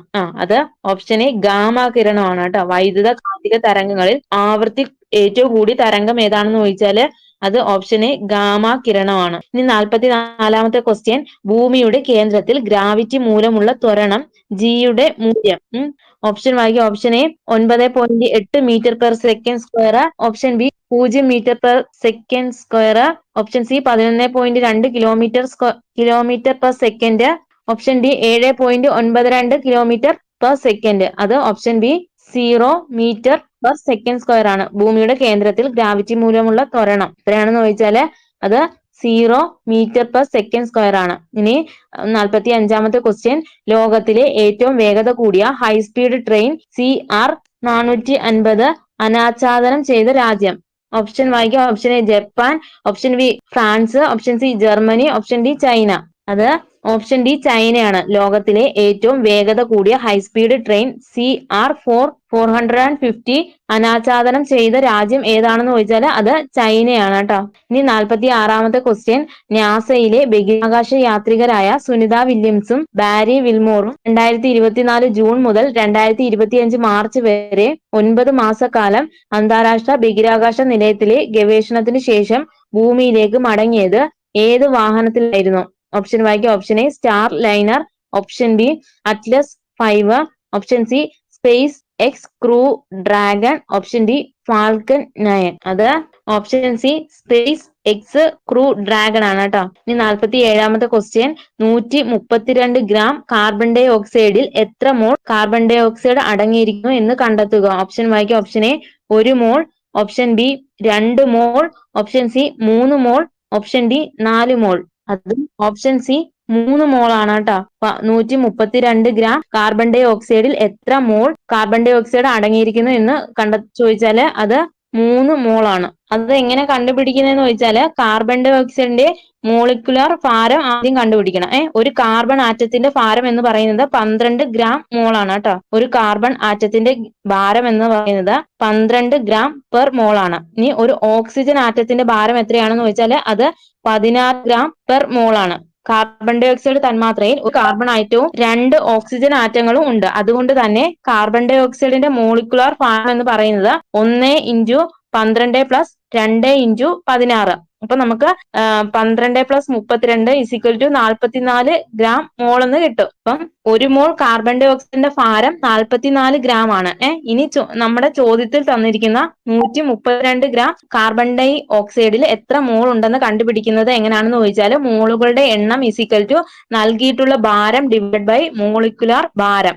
അതായത് 132 ഗ്രാം / 42 ഗ്രാം മോള്. അപ്പം നമുക്ക് 3 മോൾ ആൻസർ ആയിട്ട് കിട്ടും കേട്ടോ. ഇനി 48ാമത്തെ ക്വസ്റ്റ്യൻ, ഒരു നിശ്ചിത താപനിലയിൽ പൂരിതമാകാൻ ആവശ്യമായതിൽ കൂടുതൽ ലീനം ലയിച്ചു ചേർന്ന ലായനിയെ പറയുന്ന പേരെന്താണ്?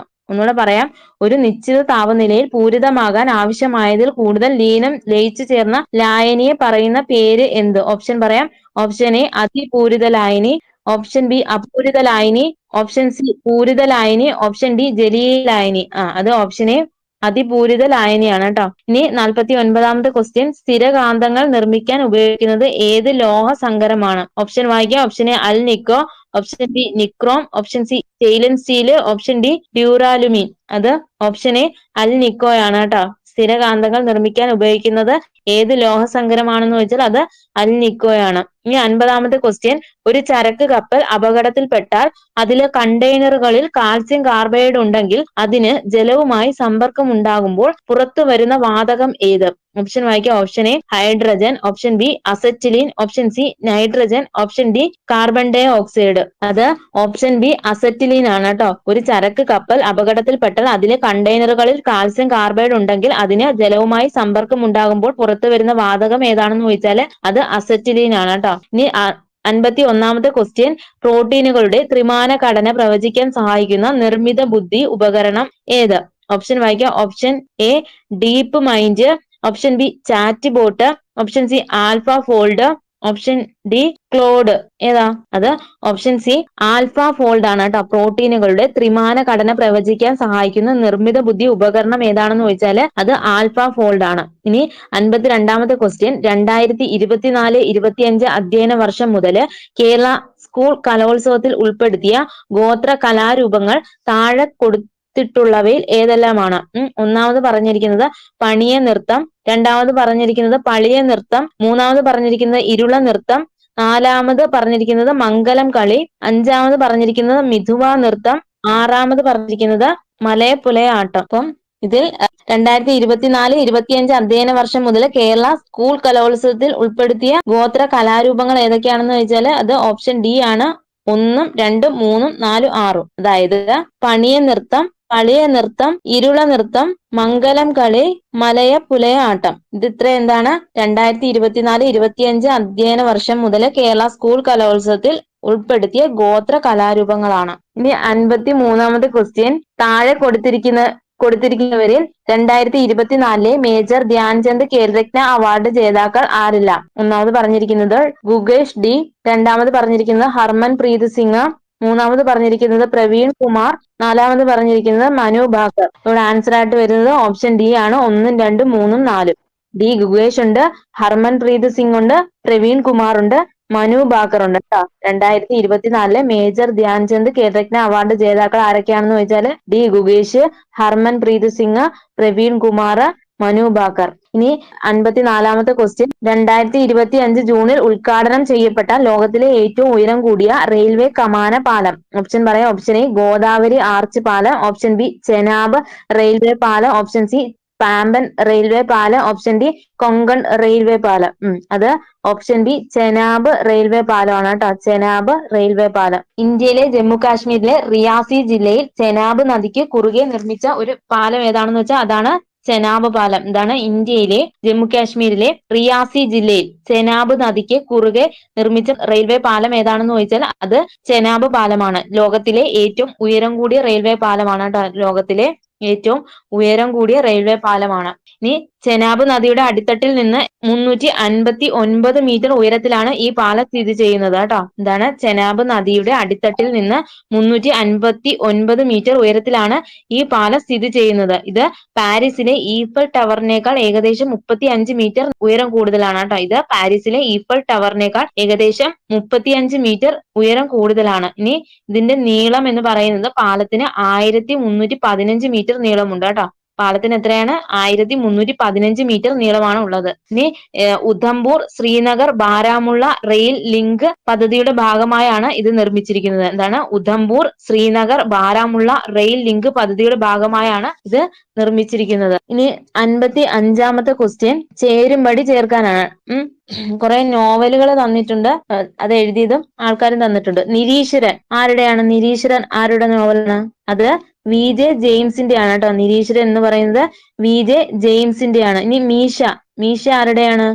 അത് എസ് ഹരീഷ് ആണ് കേട്ടോ. മീശ എന്ന നോവൽ ആരുടെയാണെന്ന് ചോദിച്ചാല് അത് എസ് ഹരീഷ് ആണ് കേട്ടോ. ഇനി ലന്തൻ ബത്തേരിയിലെ ലുത്തീനിയകൾ ആരുടെ നോവലാണ്? ലന്തൻ ബത്തേരിയിലെ ലുത്തീനിയകൾ ആരുടെയാണ്? അത് N.S. മാധവന്റെ ആണ് കേട്ടോ. ലന്തൻ ബത്തേരിയിലെ ലുത്തീനിയകൾ എന്ന് പറയുന്നത് അത് N.S. മാധവന്റെ ആണ്. ഇനി സമ്പർക്ക ക്രാന്തി എന്ന നോവല് ആരുടെയാണ്? സമ്പർക്ക ക്രാന്തി എന്ന നോവൽ ആരുടേതാണ്?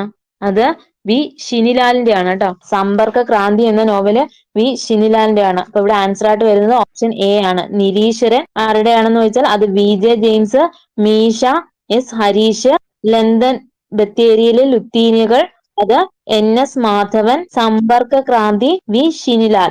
ഇനി 56-ാമത്തെ ക്വസ്റ്റ്യൻ കേരള സർക്കാരിന്റെ പരമോന്നത സാഹിത്യ ബഹുമതി. ഓപ്ഷൻ വായിക്കാം. ഓപ്ഷൻ എ വള്ളത്തോൾ പുരസ്കാരം, option B Vayalar award, option C Ezhuthachan പുരസ്കാരം, ഓപ്ഷൻ ഡി ഓടക്കുഴൽ അവാർഡ്. അത് ഓപ്ഷൻ സി എഴുത്തച്ഛൻ പുരസ്കാരമാണ്. കേരള സർക്കാരിന്റെ പരമോന്നത സാഹിത്യ ബഹുമതി ഏതാണെന്ന് ചോദിച്ചാൽ എഴുത്തച്ഛൻ പുരസ്കാരമാണ്. എന്നാണ് എഴുത്തച്ഛൻ പുരസ്കാരം നൽകി തുടങ്ങിയത് എന്ന് ചോദിച്ചാൽ അത് 1993-ലാണ് കേട്ടോ. എഴുത്തച്ഛൻ പുരസ്കാരം നൽകി തുടങ്ങിയത് 1993-ലാണ്. ഇനി ആദ്യമായി ലഭിച്ചത് ആർക്കാണെന്ന് ചോദിച്ചാൽ അത് ശൂരനാട് കുഞ്ഞൻപിള്ളയാണ് കേട്ടോ. ആദ്യം ലഭിച്ചത് ആരാണെന്ന് ചോദിച്ചാൽ അത് ശൂരനാട് കുഞ്ഞൻപിള്ള 1993-ല്. ഇനി എഴുത്തച്ഛൻ പുരസ്കാരം ആദ്യം ലഭിച്ച വനിത ആരാണെന്ന് ചോദിച്ചാൽ അത് ബാലാമണി അമ്മയാണ് കേട്ടോ. എഴുത്തച്ഛൻ പുരസ്കാരം ആദ്യം ലഭിച്ച വനിത ആരാണെന്ന് ചോദിച്ചാൽ അത് ബാലാമണി അമ്മ 1995-ലാണ്. ഇനി 2024-ലെ എഴുത്തച്ഛൻ പുരസ്കാര ജേതാവ് ആരാണെന്ന് ചോദിച്ചാൽ അത് NS മാധവനാണ്. NS മാധവൻ കേട്ടോ. എത്ര 5 ലക്ഷം രൂപയാണ് പുരസ്കാര തുക. എത്ര രൂപയാണ്? 5 ലക്ഷം രൂപയാണ് പുരസ്കാര തുക എന്ന് പറയുന്നത്. ഇനി ഓടക്കുഴൽ അവാർഡ് നൽകുന്നത് ഗുരുവായൂരപ്പൻ ട്രസ്റ്റ് ആണ് കേട്ടോ. ഓടക്കുഴൽ അവാർഡ് നൽകുന്നത് ഗുരുവായൂരപ്പൻ ട്രസ്റ്റ് ആണ്. ഇനി ഏർപ്പെടുത്തിയത് ആരാണെന്ന് ചോദിച്ചാൽ ജി ശങ്കരക്കുറുപ്പാണ്. 1969-ലാണ് കേട്ടോ. ഓടക്കുഴൽ അവാർഡ് ഏർപ്പെടുത്തിയത് ജി ശങ്കരക്കുറുപ്പ് 1969-ലാണ്. ഇനി സമ്മാന തുക എത്രയാണെന്ന് ചോദിച്ചാൽ അത് 30,000 രൂപയാണ് കേട്ടോ. ആദ്യം ലഭിച്ച വ്യക്തി ആരാണ്? അത് വെണ്ണിക്കുളം ഗോപാലക്കുറുപ്പാണ് കേട്ടോ. ഓടക്കുഴൽ അവാർഡ് ആദ്യം ലഭിച്ച വ്യക്തി ആരാണെന്ന് ചോദിച്ചാൽ അത് വെണ്ണിക്കുളം ഗോപാലക്കുറുപ്പ്. അദ്ദേഹത്തിന് ഏത് കൃതിക്കാണെന്ന് വെച്ചാൽ തുളസീദാസ രാമായണമാണ് കേട്ടോ. തുളസീദാസ രാമായണം. ഇനി 2024-ലെ ഓടക്കുഴൽ അവാർഡ് ജേതാവാണ് കെ അരവിന്ദാക്ഷൻ ഗോപ എന്ന കൃതിക്ക് കേട്ടോ.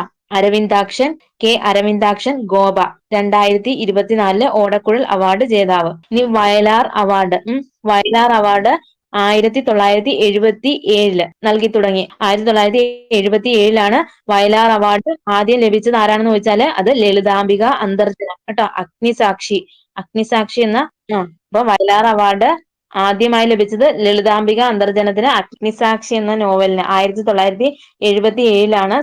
രണ്ടാമത് ലഭിച്ചത് ആർക്കാണ്? PK ബാലകൃഷ്ണൻ കേട്ടോ. വയലാർ അവാർഡ് രണ്ടാമത് ലഭിച്ചത് ആരാണെന്ന് ചോദിച്ചാൽ അത് PK ബാലകൃഷ്ണൻ. ഇനി ഞാൻ ഉറങ്ങട്ടെ എന്ന കൃതിക്കാണ് 1978 കേട്ടോ. ഇനി 2024 48-ാമത് വയലാർ അവാർഡ് ജേതാവ് ആരാണെന്ന് ചോദിച്ചാൽ അത് അശോകൻ ചെരുവിലാണ്. കാട്ടൂർ കടവ് എന്ന നോവലിന് കേട്ടോ. അതാണ് 2024-ലെ 48-ാമത് വയലാർ അവാർഡ് കിട്ടിയത് ആർക്കാണ്? അത് അശോകൻ ചെരുവിൽ കാട്ടൂർ കടവ് എന്ന നോവലിനാണ്. ഇനി വയലാർ അവാർഡിന്റെ സമ്മാന തുക എത്രയാണ്? 1 ലക്ഷം രൂപയാണ് കേട്ടോ. 1 ലക്ഷം. ഇനി വള്ളത്തോൾ അവാർഡ് ഏർപ്പെടുത്തിയത് 1991-ലാണ്. വള്ളത്തോൾ പുരസ്കാരം എന്നാണ് 1991-ലാണ് ഏർപ്പെടുത്തിയത്.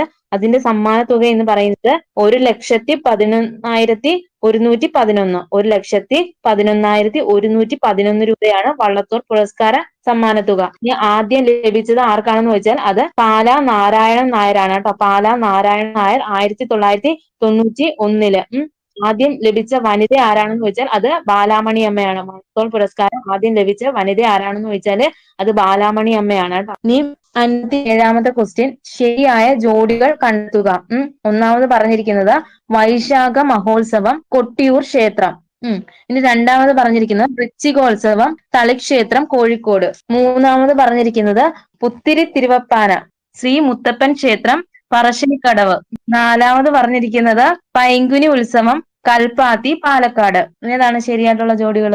അത് ഓപ്ഷൻ ബി 1ഉം 3ഉം മാത്രമാണ് കേട്ടോ. വൈശാഖ മഹോത്സവം കൊട്ടിയൂർ ക്ഷേത്രം പുത്തിരി തിരുവപ്പാന ശ്രീ മുത്തപ്പൻ ക്ഷേത്രം പറശ്ശിനിക്കടവ്. ഇനി പൈങ്കുനി ഉത്സവം ശ്രീ പത്മനാഭ ക്ഷേത്രത്തിലെ വാർഷിക ഉത്സവമാണ് കേട്ടോ. പൈങ്കുനി ഉത്സവം എന്ന് പറയുന്നത് ശ്രീ പത്മനാഭ സ്വാമി ക്ഷേത്രത്തിലെ ഒരു വാർഷിക ഉത്സവമാണ്. വൃശ്ചിക ഉത്സവം എവിടെയാണ്? തൃപ്പൂണിത്തുറയിലെ ശ്രീ പൂർണത്രയീശ ക്ഷേത്രത്തിൽ നടക്കുന്ന ഒരു ഉത്സവമാണ്. ഏതാണ്? വൃശ്ചികോത്സവം എന്ന് പറയുന്നത്. വൃശ്ചികോത്സവം. ഓപ്ഷൻ ബി ആണ് ആൻസർ. ഇനി 58-ാമത്തെ ക്വസ്റ്റ്യൻ 2025-ൽ യുനെസ്കോയുടെ മെമ്മറി ഓഫ് വേൾഡ് രജിസ്റ്ററിൽ ഇടം പിടിച്ച 2 ഇന്ത്യൻ ഗ്രന്ഥങ്ങൾ ഏതെല്ലാമാണ്? ഒന്നാമത് പറഞ്ഞിരിക്കുന്നത് ഭഗവത്ഗീത, രണ്ടാമത്തത് നാട്യശാസ്ത്രം, മൂന്നാമത് പറഞ്ഞിരിക്കുന്നത് രാമായണം, നാലാമത് പറഞ്ഞിരിക്കുന്നത് യജുർവേദം. 2025 യുനെസ്കോയുടെ മെമ്മറി ഓഫ് വേൾഡ് രജിസ്റ്ററിൽ ഇടം പിടിച്ച 2 ഇന്ത്യൻ ഗ്രന്ഥങ്ങൾ ഏതൊക്കെയാണെന്ന് ചോദിച്ചാല് അത് ഭഗവത്ഗീതയും നാട്യശാസ്ത്രവുമാണ് കേട്ടോ. ഭഗവത്ഗീതയും നാട്യശാസ്ത്രവും. ഓപ്ഷൻ സി ആണ് കേട്ടോ. 1ഉം 2ഉം മാത്രം. ഇനി 59ാമത്തെ ക്വസ്റ്റ്യൻ, നെറ്റ്വർക്കിൽ ഉൾപ്പെട്ടിരിക്കുന്ന കമ്പ്യൂട്ടറുകൾക്ക് സ്വയം IP വിലാസം ലഭ്യമാകുന്ന സാങ്കേതിക വിദ്യയാണ് ഡാറ്റ്. Option A internet protocol, option B file transfer protocol, option C dynamic host configuration protocol, option D simple network management protocol. അത് option C dynamic host configuration protocol ആണ്. നെറ്റ്വർക്കിൽ ഉൾപ്പെട്ടിരിക്കുന്ന കമ്പ്യൂട്ടറുകൾക്ക് സ്വയം IP വിലാസം ലഭ്യമാക്കുന്ന സാങ്കേതിക വിദ്യയാണ് ഡൈനാമിക് ഹോസ്റ്റ് കോൺഫിഗറേഷൻ പ്രോട്ടോകോൾ. ഇനി 60ാമത്തെ ക്വസ്റ്റ്യൻ, താഴെ പറയുന്നവയിൽ ഒരു ഡേറ്റാബേസ് മാനേജ്മെന്റ് സിസ്റ്റം അല്ലാത്തത് ഏത്? Option A MySQL, option B Oracle, option C Microsoft Access, option D Libre Office Impress.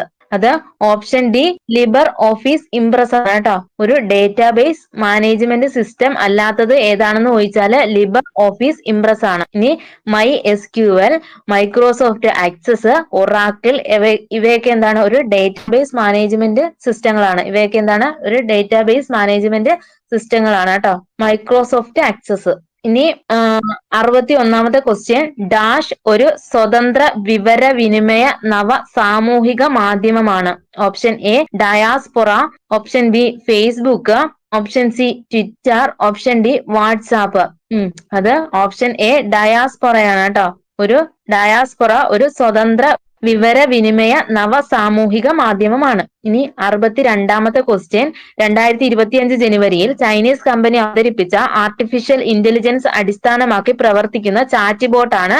Option A chat GPT, option B deep seek, option C Gemini, option D cloud. അത് option B deep seek ആണ് കേട്ടോ. 2025 ജനുവരിയില് Chinese company അവതരിപ്പിച്ച artificial intelligence അടിസ്ഥാനമാക്കി പ്രവർത്തിക്കുന്ന chat bot ഏതാണെന്ന് ചോദിച്ചാൽ അത് deep seek ആണ്.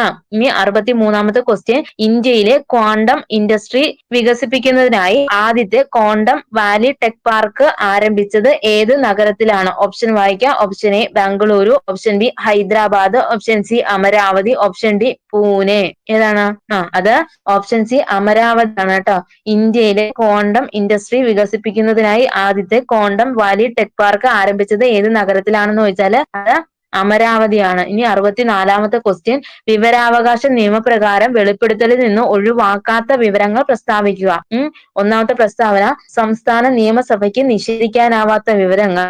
രണ്ടാമത്തെ പ്രസ്താവന, ക്യാബിനറ്റ് പേപ്പറുകൾ.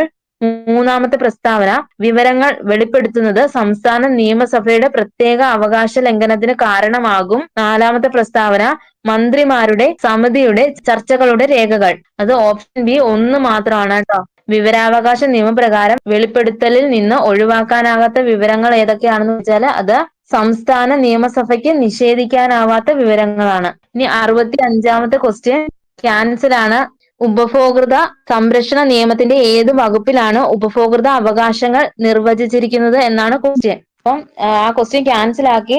ഇനി ഉപഭോക്തൃ അവകാശങ്ങളെ കുറിച്ച് പ്രതിപാദിക്കുന്ന സെക്ഷൻ ഏതാണെന്ന് വെച്ചാൽ സെക്ഷൻ 29 ആണ് കേട്ടോ. സെക്ഷൻ 29 ആണ്. ഈ ഉപഭോക്താവിന്റെ അവകാശങ്ങൾ എന്തൊക്കെയാണെന്ന് നോക്കാം. സുരക്ഷിതത്വത്തിനുള്ള അവകാശം, തെരഞ്ഞെടുക്കുവാനുള്ള അവകാശം, അറിയുവാനുള്ള അവകാശം, പരിഹാരം തേടാനുള്ള അവകാശം, ഉപഭോക്തൃ വിദ്യാഭ്യാസത്തിനുള്ള അവകാശം. ഉപഭോക്താവിന്റെ അവകാശങ്ങൾ ഏതൊക്കെയാണെന്ന് ചോദിച്ചാൽ സുരക്ഷിതത്വത്തിനുള്ള അവകാശം, തെരഞ്ഞെടുക്കുവാനുള്ള അവകാശം, അറിയാനുള്ള അവകാശം, പരിഹാരം തേടാനുള്ള അവകാശം, ഉപഭോക്തൃ വിദ്യാഭ്യാസത്തിനുള്ള അവകാശം. ഇനി 66ാമത്തെ ക്വസ്റ്റ്യൻ, ഭരണഘടനയുടെ ഏത് അനുച്ഛേദ പ്രകാരമാണ് പട്ടികജാതിക്കാർക്കായുള്ള ദേശീയ കമ്മീഷൻ രൂപീകരിച്ചിരിക്കുന്നത്? ഒന്നാമത് പറഞ്ഞിരിക്കുന്നത് 311, രണ്ടാമത് പറഞ്ഞിരിക്കുന്നത് ആർട്ടിക്കിൾ 319, മൂന്നാമത് പറഞ്ഞിരിക്കുന്നു ആർട്ടിക്കിൾ 317, നാലാമത് പറഞ്ഞിരിക്കുന്നു ആർട്ടിക്കിൾ 338. അപ്പോൾ ആൻസർ ആയിട്ട് വരുന്നത് ഓപ്ഷൻ എ ആർട്ടിക്കിൾ 338 ആണ്. പട്ടികജാതിക്കാർക്കായിട്ടുള്ള ദേശീയ കമ്മീഷൻ രൂപീകരിച്ചിരിക്കുന്നത് കേട്ടോ.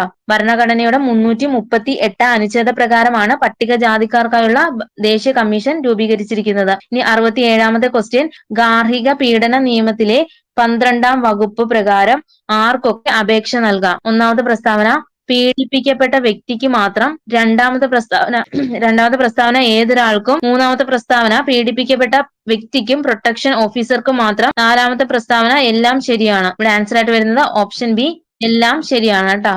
ആർക്കൊക്കെ അപേക്ഷ നൽകാം എന്ന് ചോദിച്ചാൽ പീഡിപ്പിക്കപ്പെട്ട വ്യക്തിക്ക് മാത്രം, ഏതൊരാൾക്കും, പീഡിപ്പിക്കപ്പെട്ട വ്യക്തിക്കും, പ്രൊട്ടക്ഷൻ ഓഫീസർക്കും കേട്ടോ. ഇനി 68ാമത്തെ ക്വസ്റ്റ്യൻ, പോക്സോ നിയമപ്രകാരം കുട്ടിയുടെ നിർവചനത്തിൽ വിഭാവനം ചെയ്യപ്പെട്ട പ്രായം. ഒന്നാമത് പറഞ്ഞിരിക്കുന്നത് 15 വയസ്സിനു താഴെ, രണ്ടാമത്തെ പ്രസ്താവന 18 വയസ്സിന് താഴെ, മൂന്നാമത്തെ പ്രസ്താവന 16 വയസ്സിന് താഴെയുള്ള ആൺകുട്ടികളും 18 വയസ്സിന് താഴെയുള്ള പെൺകുട്ടികളും, നാലാമത്തെ പ്രസ്താവന ഇതൊന്നുമല്ല. അപ്പം ഇവിടെ ആൻസർ ആയിട്ട് വരുന്ന ഓപ്ഷൻ സി ആണ്, 2 മാത്രം. 18 വയസ്സിനു താഴെ. പോക്സോ നിയമപ്രകാരം കുട്ടിയുടെ നിർവചനത്തിൽ വിഭാവനം ചെയ്യപ്പെട്ട പ്രായം എത്രയാണെന്ന് ചോദിച്ചാൽ അത് 18 വയസ്സിന് താഴെയാണ്. ഇനി 69ാമത്തെ ക്വസ്റ്റ്യൻ, പോക്സോ നിയമപ്രകാരം കൗമാരക്കാർക്കിടയിലെ ലൈംഗികതയെ അപ്പാടെ കുറ്റകരമാക്കുന്നത് ആശങ്കാജനകമാണെന്ന് പ്രതിപാദിക്കുന്ന ലോ കമ്മീഷൻ റിപ്പോർട്ട്. ഒന്നാമത് പറഞ്ഞിരിക്കുന്നത് 173 റിപ്പോർട്ട്, രണ്ടാമത് പറഞ്ഞിരിക്കുന്നത് 283 റിപ്പോർട്ട്, മൂന്നാമത് പറഞ്ഞിരിക്കുന്നത് 144 റിപ്പോർട്ട്, നാലാമത് പറഞ്ഞിരിക്കുന്നത് 212 റിപ്പോർട്ട്. അത് ഓപ്ഷൻ എ ആണ്, 2 മാത്രമാണ് കേട്ടോ. 283 റിപ്പോർട്ട്. പോക്സോ നിയമപ്രകാരം കൗമാരക്കാർക്കിടയിലെ ലൈംഗികതയെ പാടെ കുറ്റകരമാക്കുന്നത് ആശങ്കാജനകമായെന്ന് പ്രതിപാദിക്കുന്ന ലോ കമ്മീഷൻ റിപ്പോർട്ട് ഏതാണെന്ന് ചോദിച്ചാൽ അത് 283 റിപ്പോർട്ടാണ്. ഇനി 70ാമത്തെ ക്വസ്റ്റ്യന്, മാതാപിതാക്കളുടെയും മുതിർന്ന പൗരന്മാരുടെയും സംരക്ഷണ നിയമത്തിന്റെ S.2D രക്ഷിതാവ്. ഒന്നാമത് പറഞ്ഞിരിക്കുന്നത് ജന്മം നൽകിയ രക്ഷിതാവും ദത്തെടുക്കുന്നവരും. രണ്ടാമത്തെ പ്രസ്താവന രണ്ടാനച്ഛനും രണ്ടാനമ്മയും. മൂന്നാമത്തെ പ്രസ്താവന 1ഉം 2ഉം മാത്രം. നാലാമത്തെ പ്രസ്താവന 2 മാത്രം. ക്വസ്റ്റ്യൻ ഒന്നുകൂടെ പറയാം. മാതാപിതാക്കളുടെയും മുതിർന്ന പൗരന്മാരുടെയും സംരക്ഷണ നിയമത്തിന്റെ S.2D രക്ഷിതാവ് എന്ന് പറയുന്നത് ആരൊക്കെയാണ്? ജന്മം നൽകിയ രക്ഷിതാവും ദത്തെടുക്കുന്നവരും പിന്നെ രണ്ടാനച്ഛനും രണ്ടാനമ്മയും വരുന്നുണ്ട് കേട്ടോ. ഓപ്ഷൻ സി ആണ്, 1ഉം 2ഉം മാത്രമാണ് കേട്ടോ. ജന്മം നൽകിയ രക്ഷിതാവും ദത്തെടുക്കുന്നവരും രണ്ടാനച്ഛനും രണ്ടാനമ്മയും, ഇവരൊക്കെ എന്താണ്? രക്ഷിതാവായിട്ട് വരും കേട്ടോ. അപ്പം ഇന്ന് നമ്മള് 70 ക്വസ്റ്റ്യൻ ആണ് നോക്കിയത് കേട്ടോ.